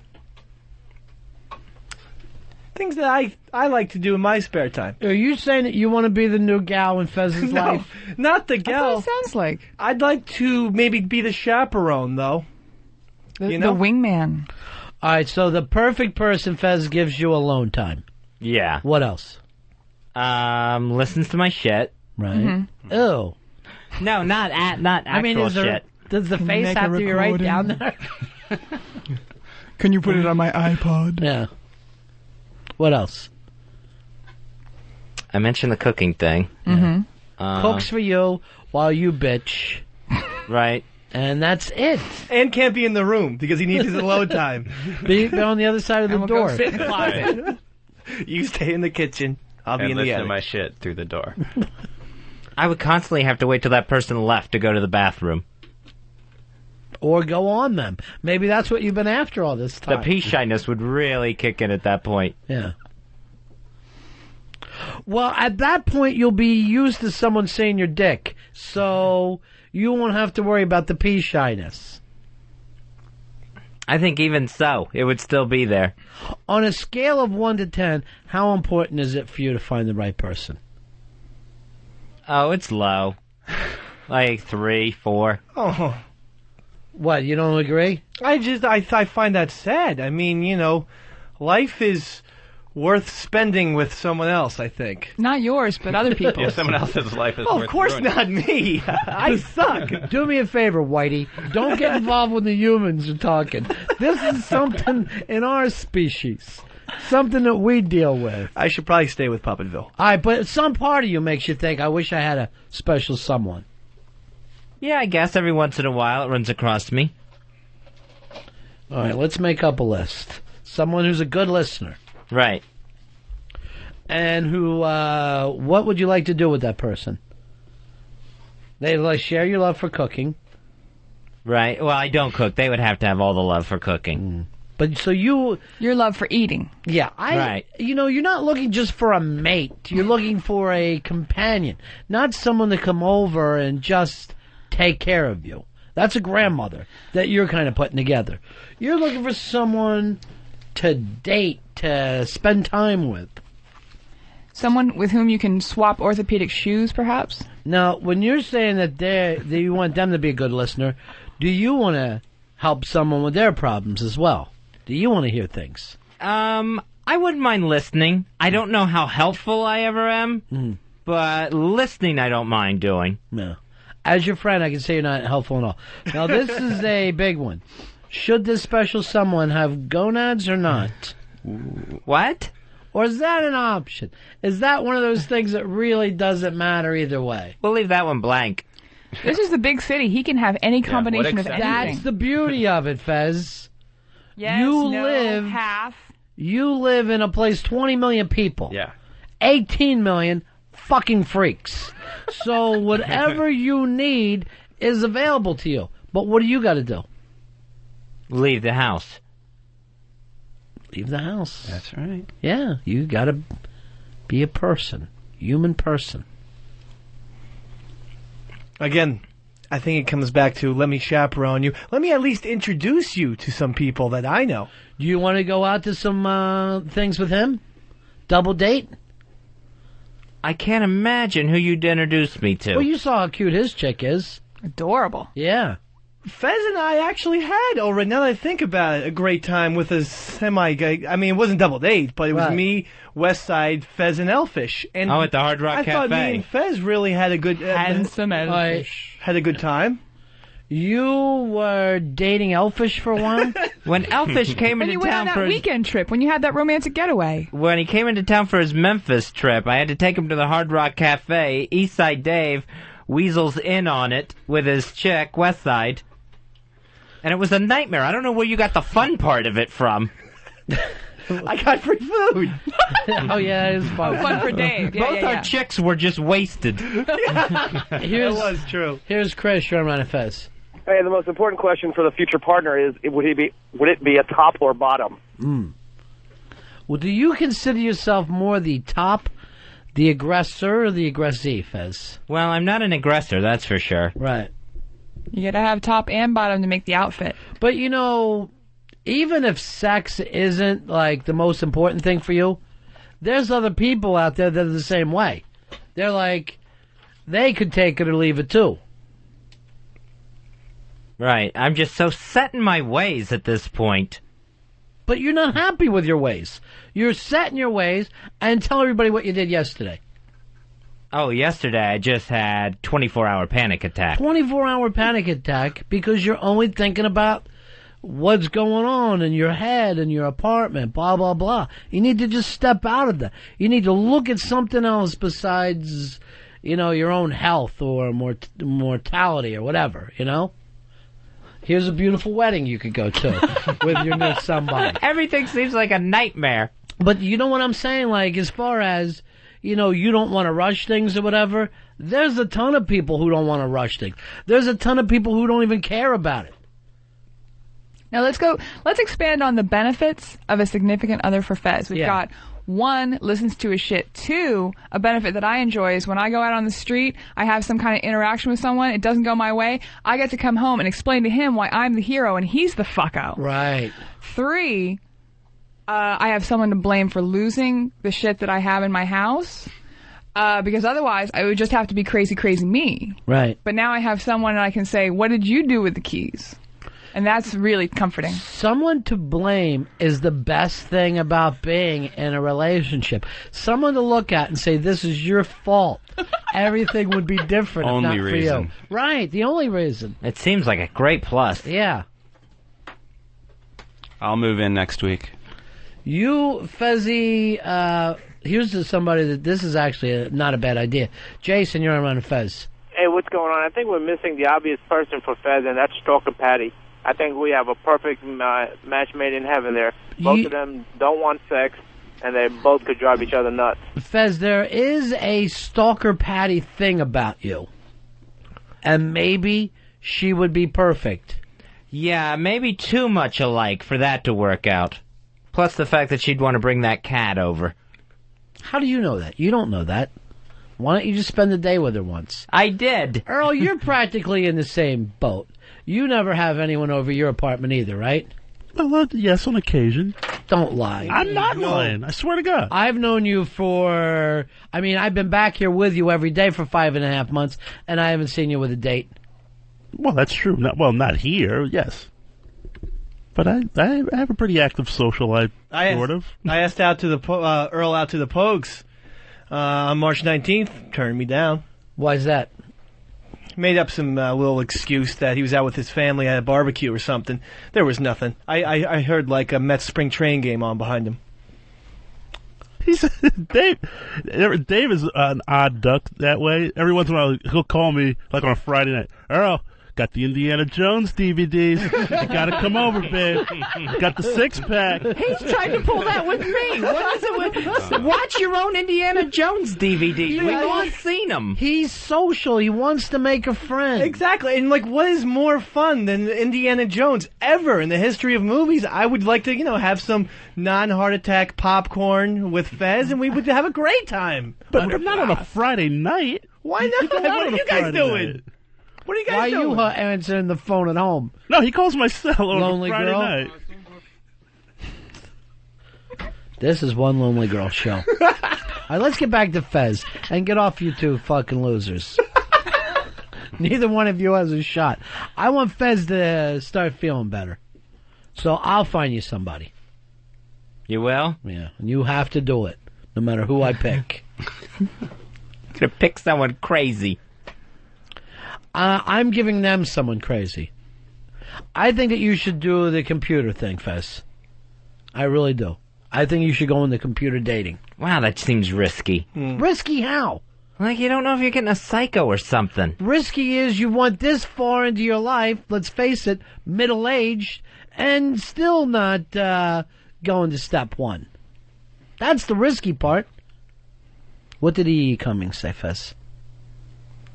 Something about a zombie.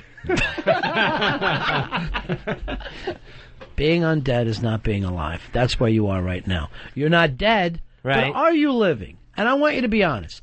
Do you feel like you're living? You're in the most exciting city in the world, except for Paris, and, but no one in ever London, says that. whatever. In London, okay, and Portland. You're in one of the top 5 cities in the world, and you're not really out there living that life.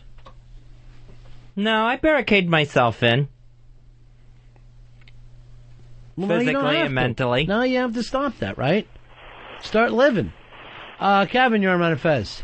Hey, buddies. Yeah. Hey, Fezzy, you need Crazy Jen to move in with you, and you can help her develop her show for XM. All right, what do you think of that, Fez? You do something with Crazy Jen. That would make me want to step in front of a subway train. So you want to go to a guy. Perfect. No, Write that down. Write that down on the list. I know just the guy. I couldn't imagine hanging out with Crazy Jen. I know just the guy. It's perfect for you because, well, he's gay. That yakking would never stop. Any two guys just smack them together, peanut butter and jelly, whop. It's like Black Friends. Like, I actually... You know what? They're gonna really like you. When my friend Keisha, I went like this, I know just the guy for you. His name's Earl. And she goes, let me guess, he's black? I go, yeah, matter of fact, I think he is. Let me check. He wears black, I know that. What about Keisha for you? Because she's a fag hag. She's seen your feet. Yeah. Yeah, that's true. She's washed them before. What do you think of that? Keisha, I could hang out with. Keisha seems to go all night long, and I just don't do that anymore. Tony, you're on Ron and Fez. Big ass 2002, boys. Hey, buddy. Hey, Fez, you should date a nurse. Here's why. Number one, they'll take care of you for health reasons. And number two, they work till like 3 to 11 every night, so you'll have all that alone time. That's what you need, somebody who works nights, and then on the weekends you're available. Might be onto something there, especially with the nurse part, too. Someone that can take this pulse. Here's somebody good for you. Steve, you're on Ron and Fez. Hey, I got a suggestion that Fez ought to check out. It's justlunch.com. It's a website where you can check out where they find you a match for drinks or dinner after work. You want to do that, Fez? Justlunch.com? I don't know. What if I get there and I don't like the person? Then it's really uncomfortable. You They speed just have date. lunch. You speed date. Oh. It's going to seem like the longest lunch ever. That's what I was going to say. Why don't you do a speed dating? Because it's no commitment whatsoever. It's 5 minutes. You're gone. For a short attention span, no commitment. Go. Speed dating. You should do that. I used to do that all the time with crystal meth. With these fucking meth whores. I'd just chop it up. I'd go from one to the other, smack one of them. It's fucking nuts, man. We should go back to the sexy nurse, like a sexy nurse, maybe a sexy nurse ratchet, like, why don't you let me read the carb content on that bar, Fez? I don't think you can have this, Fez. I think you're going to need a spanking, Fez. Or, what hi, I'm a male nurse and I'm your date. Either way it works. It's the disorderlies. Either way it works, Fez. Frank, you're on Ron and Fez. Hello. Yes. What can we do for Hey, you? I'd love to go with Fez. I'm the guy that called about the anime porn last week. Fez? Frank for you? Speed date? No, I'm not dating Frank. Oh, come on. What? You don't even know him yet. Exactly. I'm a paramedic, too. I can take care of you. See, he's making up things he thinks I want to hear. I have a defibrillator. I love Batman. See? Well, it sounds like you need to date a child. When you really look over Batman, wrestling. Damn social mores. But I have a feeling that if you started dating, And I think that you would start maybe maturing a little bit in stuff that you like. I think that you are trapped into this third grade thing because you haven't moved into mentally the junior high years yet. I basically still watch all the same shows I did. Right. That could be nice, someone coming into your house saying, hello, perhaps you'd like to watch a movie with in another language with subtitles on the screen, or perhaps you'd like to go to an adult restaurant. Or, what do you say we go into the art museums, Fez, and you're off that way? It's all hoity-toity. You're having little pieces of cheese and drinking wine. That's very grown up. Yes. What adults do. Do you need someone to go out? I mean, why don't you go to some of these things to go out to a museum by yourself and see if there's people you can meet, or a singles lounge for your kind, you know, like... What's that mean? Wrestling fans? Comic book. The Batcave. Roy has come up with a good idea. Roy, you're on Ron and Fez. Hey, Fez, maybe someone should hook you up with Chris Canyon. Book Canyon on the show, Earl, if you would. That's the wrestler who came out. And you're not even sure what you want, Fez, right? Nah, I have no idea what I want. It took me minutes to come up with cooking.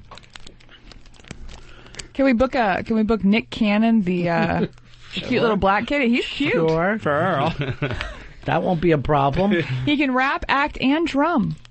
Fez, what is Triple your problem by, just failing at some dating for a while? Because here's what I want you to understand. Everybody has before they find their right person. But most of us, did it years ago while you waited. Now it's your turn. Fail at some dating. Go on some bad dates. Come in here. Oh, I was on an awful date last night. Oh, I'll never find the right person. You could be that friend, like Rhoda's sister. You could be Rhoda's sister for us. Brenda Morgenstein. Yes. Yeah. It just feels like there would be a lot of guilt there.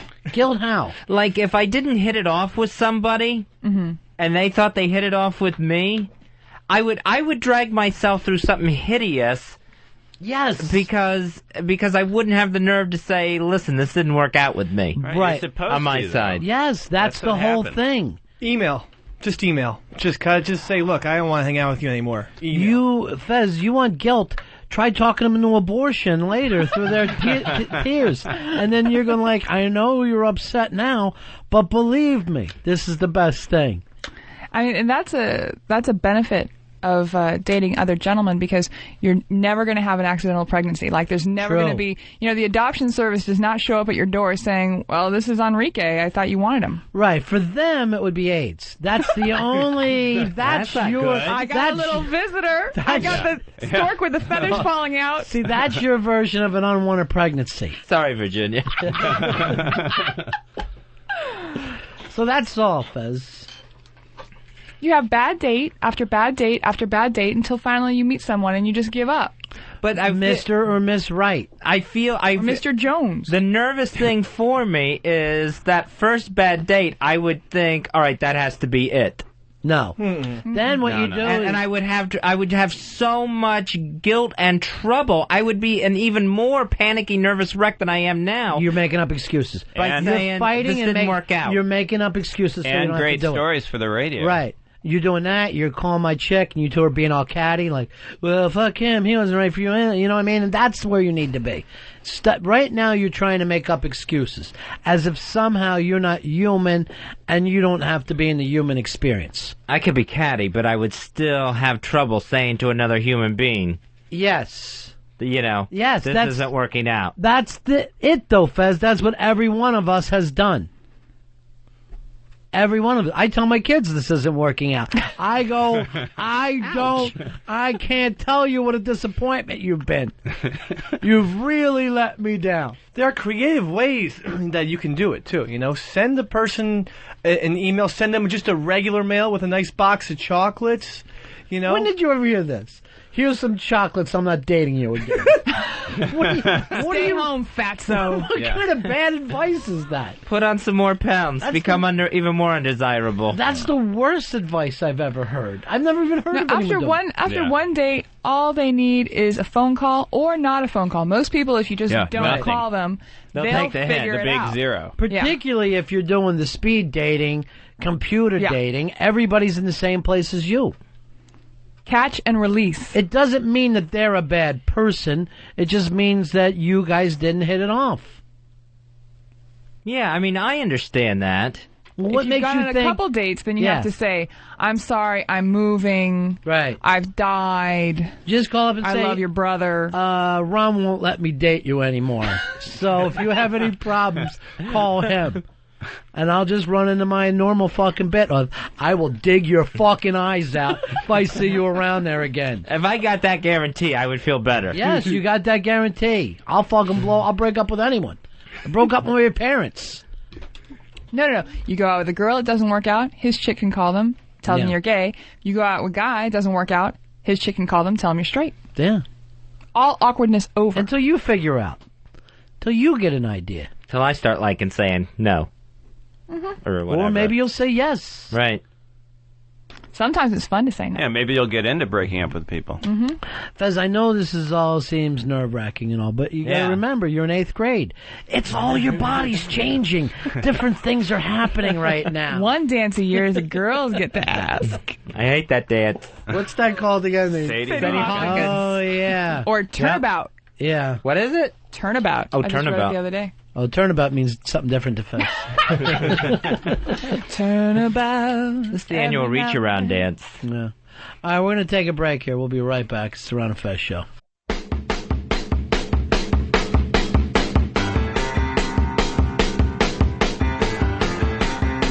Somebody help me. Somebody help me now. Ow! Somebody help me now. Somebody help me find my baby. Somebody help me find my baby right now. I'm looking for love. I'm looking for love. I'm looking here and there, searching everywhere. I'm looking for love. Come on. All right, it's the Ron and Fez show. I think Earl's aimed this little song at you, Fez. Nice pick. Yeah. I think it's a shot over the bow at me here. Our friends are in, Tom Jones and Virginia from Portland. Hello. And we say our friends, we just met you the other night. You know us as well as anyone. Yeah, it really does. We're best friends. Yeah. We're really, really close. The irony. Yeah. Well, now we used to date. Yeah, now we're not sure, Fezzy, if it's irony or not. Remember we... Sometimes it's sarcasm. Yeah. Right. Yeah, it's true. Ironically, irony is the new irony. So that is ironic. Look out. That's What's ironic is that off of the You Can't Do That on Television show, the kids show from Canada, Alanis Morissette's the one who got famous, because I always thought it would be Moose. What happened to Moose? I got to tell you the truth, I really never saw it. I never saw the show. I know that's a letdown. I remember Moose. Yeah. And Moose was someone who was like a normal girl. She was a little older than the other kids. Yeah. But they just did fat jokes at her. Yeah, she when was she wasn't like fat. 2 pounds overweight, and she had curly hair, and that was enough. And it was like this kids sketch comedy show, and everything was, I mean, she would be Moose in every sketch, and then something about her fat thighs would come up. I never even thought about Moose being a fat show. Yeah. I kind of like it because it keeps kids to have body problems, and I think they should. So it really was. You can't do that on television. You shouldn't do that on television. You ought not. Yeah, it's really wrong. better not to do that. You get a 6-year-old handing her juice back. I'm trying to cut down my sugars. I think they should. Really, I think that if you're running a lunch cafeteria, you got to go like this to the children. Anything else, Fatty? No. I guess that's enough. I was going to ask for another sloppy Joe, but forget it. Dallas, you're on Fez. Hey, Ronnie. Yes. Ironically, I'm so glad that you got your own radio show. Thank you. But I just wanted to call and tell Fez I'm a 26-year-old male, heterosexual, and I love him to death. Love yourself, buddy, and everyone that meets you will love you also. Just be yourself and be happy, and you'll have no problems. Well, thanks for the Hallmark advice. Fezzy, I have the feeling that you don't love yourself, right? Not a big Fez fan, no. Yeah, you hate others. Yeah. Yeah. Do you hate... it's universal that way. Do you hate others more than yourself, or... That would be tough. Yeah. But yeah, I can hate others pretty good. You're interesting because... you hate people who think of you what you think of you. So it's really odd. Yeah, it's like, I don't want you thinking that. That's my job to think it. I see. It reminds me of something I think Stephen King said about the trouble of being a writer is that when you read something else, exactly, the undead come to your house. When you read something else, you're either jealous or scornful. Like Fez has that, it's like people are never going to measure up to him, but he's crap. Right. Or, like, he can't enjoy his own humor because, like, he'll listen to Anthony will be on this really hysterical hook, and Fez will be like this. Yeah, good. Everybody else is laughing and enjoying, and he's going, funny, because he's not Anthony. Great. The maestro's orchestrated another one. Yeah. Fabulous. Yeah. Good for you. Maybe you should dress up as a homeless person and attack him. Now, during the break, I know he doesn't want to put this on the air, but Eastside Dave had an idea for you. He had somebody in his life, he doesn't want to say who, but he thinks that would be perfect for you. I don't know, it just seems like a tie-in to Eastside Dave, even more than work relation. Yes, there is, but I think it's nice that he's thinking about you. Yeah, there's someone I know, but I kind of wouldn't want to say it right now on the air. Right. Why? Someone you've known a long time. Right. So let's just say you could be maybe a brother-in-law. We'll leave it like that. Describe this person to Fez. This person sort of used to have red hair, but now he's in his late 30s and it's sort of brownish. And I know this person pretty well. Okay. So, Fez, would you be willing to do that? No. You're already shooting down, Fez, instead of taking that chance. Is there a hair color you prefer? Hey, Bernie, you're on Ron and Fez. Hey, buddy. Yeah, buddy. I was just making correction. The can't do that on television. Yeah, Moose had the curly hair, but they always made the fat jokes about Lisa. It was Lisa that was... Lisa. I don't remember Lisa, but I know they would do things at Moose because part of her gimmick would be then she would stomp out of the scene. Like a big fat F. Yeah, because they would make fun of her giant lunch or something like that. She would have a really big lunch? No, she would have a normal lunch. But then they would say, what, are you going to have another 3 sandwiches? Okay. Yeah. Fair enough. I'm going to have to take your word. I don't watch a lot of children's programming. Especially Canadian children's programming. Even when I was a kid, I really preferred sports and porn. Even when I was in, like, 2nd or 3rd grade. That was sort of the SNL, though, for kids. Right. You know? Yeah. You can't do it on television. Oh, it was a totally Wacky. brilliant sketch show. You loved it? Yeah, the great green slime would come out of the ceiling. So was it Moose or Lisa? I think Lisa was the quote-unquote good-looking one, and so for Moose to get revenge on Lisa, she would be like, "Go have another cheeseburger, Lisa," and everything like that. But I think it would be almost bizarre that she would say these things. Yeah, it would be ironic, I guess. But Alistair would make fun of Moose's weight, so it was really all the chicks. They would all get made fun of with their weight. I see. And that's good for kids. Pickles, What's up, buddies? Scream away. Go ahead. Hey, first of all, I want to find out if Fez got a huge consulting fee for that movie they made about him, The 40-Year-Old Virgin. Why hurt? Yeah. Why be painful? Have you seen that film yet, Fezzy? No, I have not seen that. No, I just haven't bought it or rented it yet. Too close? To home? Should you watch it with your therapist? No, I don't think so. I don't think Fez rides a bike. Fez? No. Michael, you're on Ron and Fez. Yeah, I just want to first say I'm from the South and I love Black Earl. Oh, there you go, Earl. There's one. Yeah. Nice. There's always one. The one and only. And also, Fez just needs to get a booty call. That's how I met my wife. I had a booty call, and it just took all the pressure off so that when I started going out with her, I could... She was a prostitute, or...? No. I'm just saying the booty call took all the pressure off so that when I finally met my wife, it was a lot easier going. I wasn't so, just pressured to be with somebody because I had something to call up at night. Oh, you had sex with someone you didn't like. Right. And then married her. That sounds like a feature. Fez, perhaps if you slept with a prostitute, you would feel better. I don't see where that would make me feel good at all. It always makes me feel good. Plus, they'll do whatever you tell them. I go for pirate eye patches. Arr. Only when they come. Then I say yell R. Then I know. Vaughn, you're on Ron and Fez. Is that odd? Tell me if it's odd. A little odd. All right. I don't What's believe going it. on? Vaughn. Hey, what's going on? Yeah. I just wanted to tell Fez that Lisa was Moose on You Can't Do That on television. I remember that. Does everybody fall for this one? I believe it. Lisa Moose with the same person? I would say that. Two main chicks, and then there was Zach, unpronounceable last name, and then Alistair was Alistair, the little brother. Alistair was the big time. I thought Lisa was the blonde. Moose was the black-haired broad. It's Alanis was the blonde, right? Who became Alanis Morissette. Alanis Morissette was nothing. She was like nothing. Fodder. She was fodder. She was like when Janine Garofalo was on SNL. She was background bullshit. You know, we need an extra waitress in here, but she didn't count. She's no star. Why are you pushing other people down? She was doing something you weren't. While you were at home working a puppet act, she was on television. And then went on to have the largest selling album of what, 1995? Earl, what'd you say? I think it was 95. Thank you. Thanks for being there for me, Earl. Phony.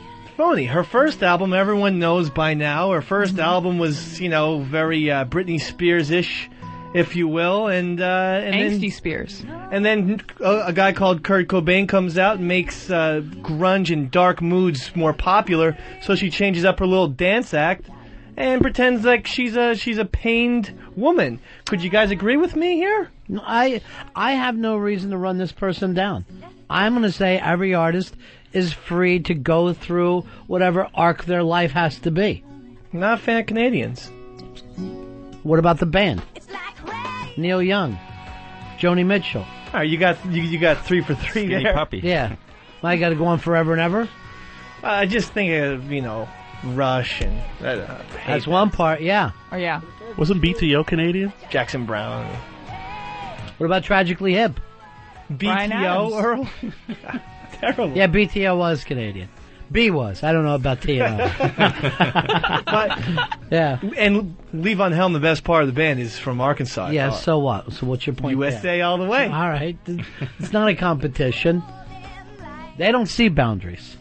They do not see boundaries. I think I can tie it all up. Yeah. Canadian that Fez should date, Mr. Rufus Wainwright. Would you go out with Rufus? Do you know how fucking happy I would be? Now, our friend Schmuggs was at Ruby Foo's the other day. Rufus Wainwright was sitting right next to the table next. That's cool. So, start hanging out at Ruby Foo's. Chinese. To Ruby Foo, thanks for everything. Fez Watley. We're getting you a date tonight, Fez. I want some kind of needle.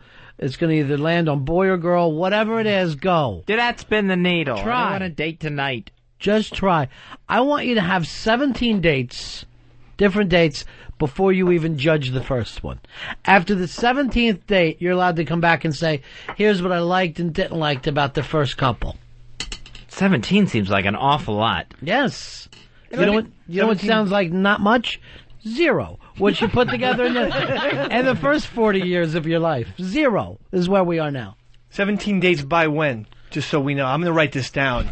Well, write it on your hand, stupid. I know when I started the program, they told me 60 and 60 days. So, you would do a meeting every day.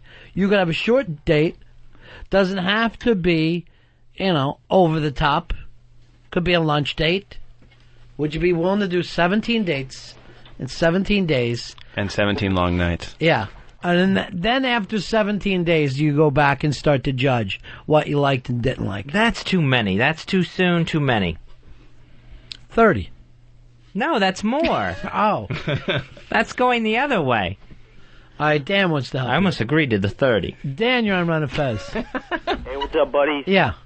Yeah, I got a date for Fezzy there. Yeah. I heard Lorena Bobbitt's back in town. She's out of jail now. You wouldn't be afraid of sleeping with her, would you, Fez? Dan, you want to try to make him even more nervous? Thank you. Get off the phone. Fez, why are you saying something's too much? What does it matter if you get what you really want at the end? It just seems like a lot of work. Pay any price. So you can stop having that day where you spend all day like yesterday under the fucking blanket, worried about life. It'll be like being on unemployment. You'll just have to write down the names of the dates. Some of them could be half an hour, some could be 2.5 hours, some of them you could just sit quietly in a movie Some you could theater. just make up. Right. Some you could just make up. Dress badly for. I see that you've gone on a date with Quiche Lorraine again. Vandalay Industries. We can't seem to find this person. All right, first one's with Dave's brother, and then who's the next one? Do you have any other family members, Dave?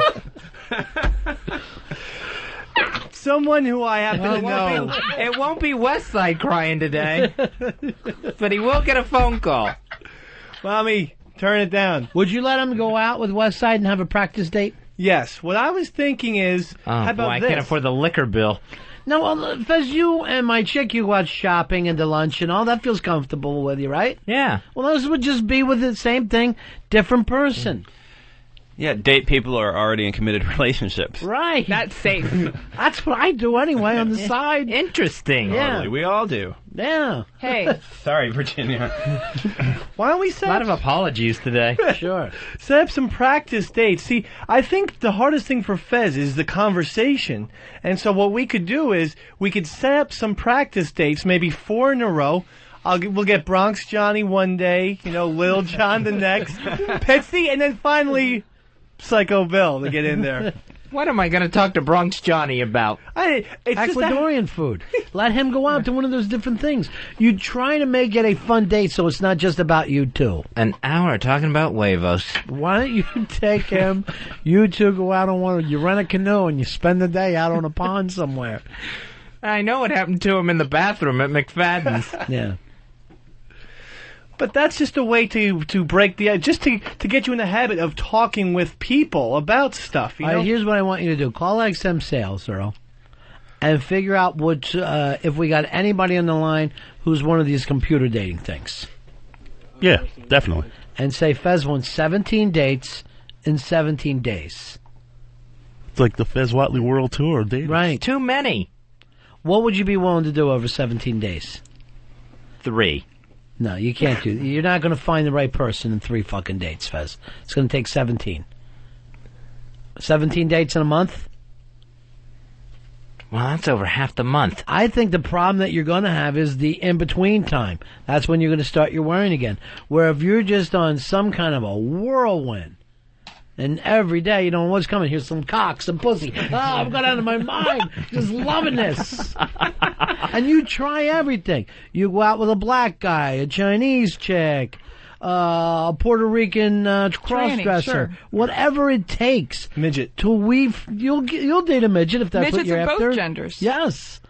And at the end of it, you'll go, here's what I decided I like. A midget doesn't scare me, Dave. And you won't have time Good, to worry. that's his You'll brother. be yikes. Red-haired and 2'8". Oh, McDonald had a farm and it was a freak show. Yeah. The farm was next to a power plant. Forgot to mention that. Rusty and I, if you're on Ron and Fez. Hey, buddies. Yeah. Hey, what about Earl's mom? Is she single? He's always talking so highly about her. She must be a great woman. I notice this. Any time we talk about women, Earl brings up his mom. That's sad. You are a mama's boy. Oh, my mother's a saint. My parents have been married 48 years. Right. And they're happily married. Yes, they have their own life. It's your time to meet women on your own. So when we all start to talk about women trouble, you're not bringing up your mom again. That's the odd thing. They've been married 48 years. Earl turned 49 last year. Oops. Leave Earl was mommy unwanted. alone. Yeah. Earl, stop calling her your mommy. It really sounds bad. And you get on, you want to do this thing too? Were you doing 17 dates in 17 days? Earl, do it with me. No, you can't have double dates. No, I don't mean that, but Like just the the program. competition? Yeah. Yeah. Well, the program we're making up right now. Oh. But see if you can find a nice dating service. Oh, definitely. And say he's open to everything. He doesn't know yet. He'll literally take all comers. Oh. In the chin. He'll take them all right on the chin. See, you write that in a profile, and the dregs show up. So what? Maybe you need the dregs a little bit. I don't need dregs. How do you know? I know. You just know some things. I don't think you do. At this point, you got to realize that the way you've been doing it your whole life has been wrong. Can we at least all admit that? I'll go in. Yeah, I'm in on that one. Everything you've done up to this point in terms of getting along with another person romantically has been a 0. So now you're going to try something new. 73 dates and 73 nights. That's so exciting. I don't think it is. I think it's exciting, too. I want to do this. I might do it with you. It sounds the opposite of exciting, whatever that is. Something that's going to keep you from standing in front of the refrigerator talking to your buddy. Seriously, you got to stop that. That's the depressing story that started all this, Fez. Yeah. Kick stupid idiot out. Yes. Asking Buddy and Stupid Idiot what they want to eat. Yeah, you don't need that. Why don't you just change their names? From Buddy to Smeagol. And the first thing we're going to do... Festonio. And the first thing we're going to do, Fezzy, is we're going to take you shopping so that you're walking up and down the streets of New York with these big bags. I don't know what goes in them, but I see the beginning of the romantic comedies when we try to give you a makeover, and that's where we're going. Kicking up his heels, jumping in a puddle, having a good time. Yeah. Hopefully they're just empty boxes. You're saying yes. Yeah. This is you saying yes, Fezzy. Yes. Yes. Yes. All right, call your brother. Yes. Date number 8. Patrick back. Screaming. Now, your brother... Is your brother kind of, Well, I didn't want to bring this up on the air. Right, me neither. But Which is why I told you. But you said it's cool, right? It's cool with us. We don't care. I said I could look into it for Mr. W if he wants to just get the ball rolling. What the hell? Because you said your brother waited a while, too, right? Mm-hmm. Before he decided to. Till now. You know what? That was the best ventriloquism you've done all day. What, that big that came from behind a closed mouth? Well, I'm not sure if he or the family wanted it broadcast. I don't want it either. I don't want it either. You brought it up, though. All right. I'm trying to get Fez somebody. Don't worry. Michael Musta says it's for the best. Yes. All right, here's Gladys. Gladys, you're on Ron and Fez. Hello? Yes. My name is Claudia. I have the perfect day for you, my hot Puerto Rican daughter. Now, how old is your hot Puerto Rican daughter? She just turned 30. Okay. And what does she look like? She's about 5'5", black hair, short black hair, white, brown eyes, about 140. Fez, what do you think? I think it would be perfect for Fez. Yes. Like a little empanada there. All right, I'm going to hook up this date, but I want your daughter to call him Ron all night and to wear heels. Fez, would you like to go? Would you like to go out with Gladys's Puerto Rican daughter? Just refer this one to Earl. Let's see what the dating service comes up with first. All right, why are you turning things down? Why are you turning down a hot Puerto Rican lady when you don't even know yet? Yeah, that's it. The unknown. Yes.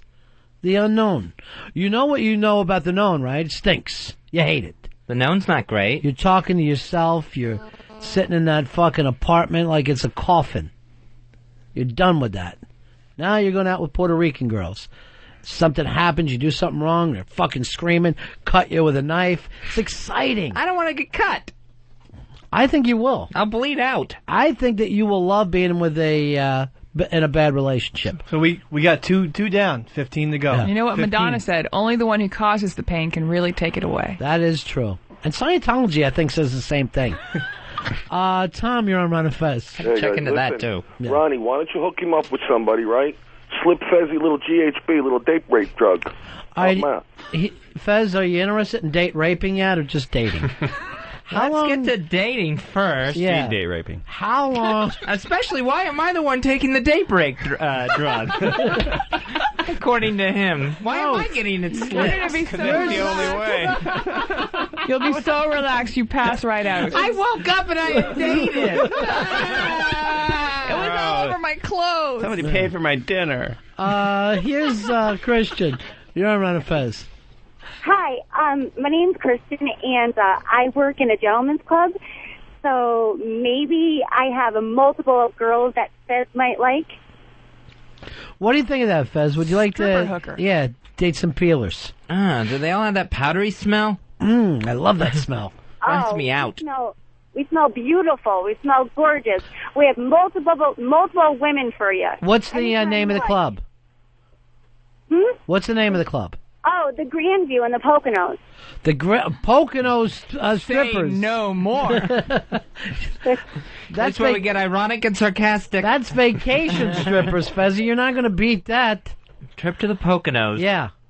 Yeah, you should come. Come up. Lots of fun. Come once, come often, Fez. That's it. All right. I think that would be great for you. Pocono strippers down, Fez? Yeah, put it down. All right. Met a gal at the Delaware Water Gap. Gladys, is your daughter around? Yes, she is. Yeah, would you like to talk to her, Fez? Not really. I can leave the room. Fez, you habla a little Espanol, right? Un poco. She speaks perfect English. Ew. We hate that. All right, hold on. I'm going to keep you on hold. Earl, try to talk Fez into this, okay? I'd love for him to be with Gladys's daughter. Beautiful brown woman, Fezzy. Yeah.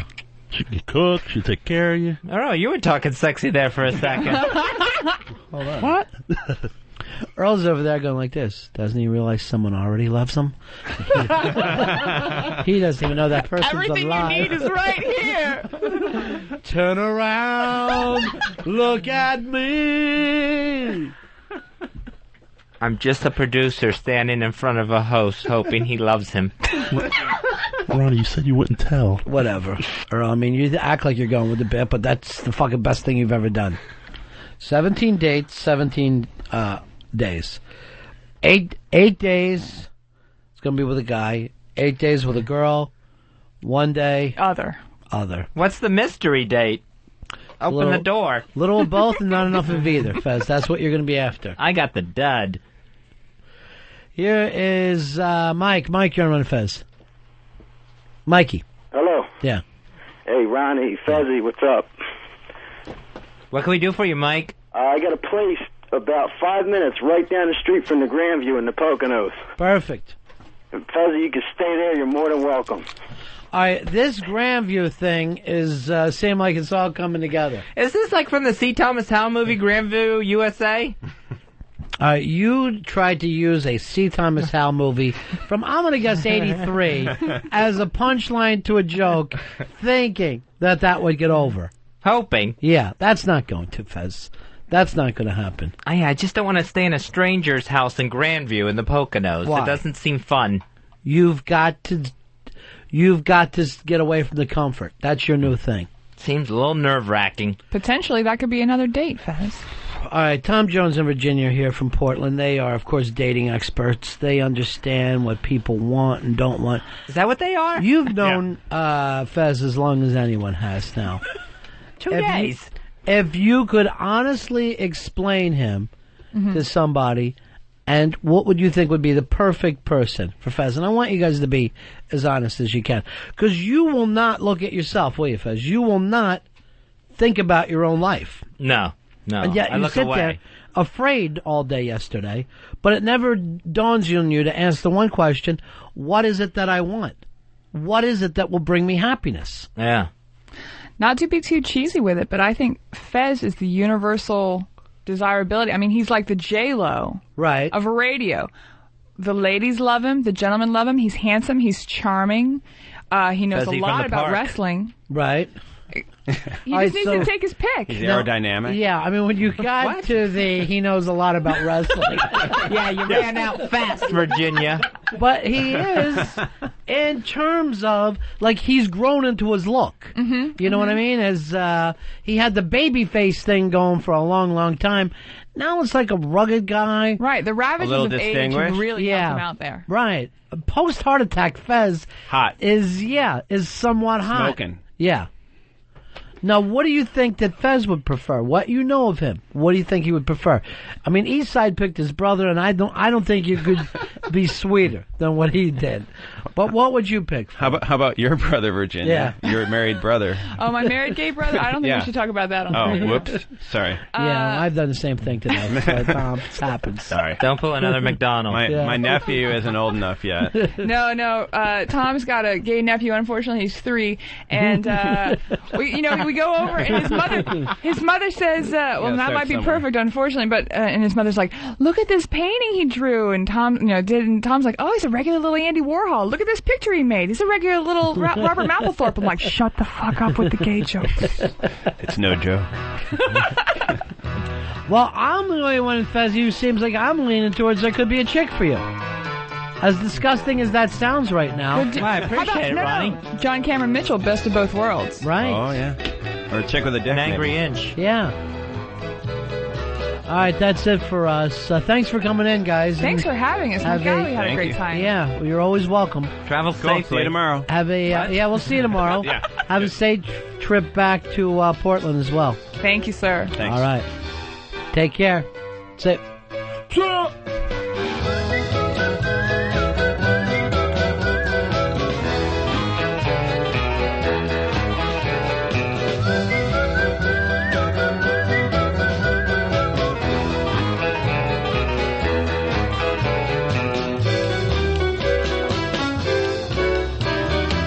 The Ron and Fez Show. XM 202.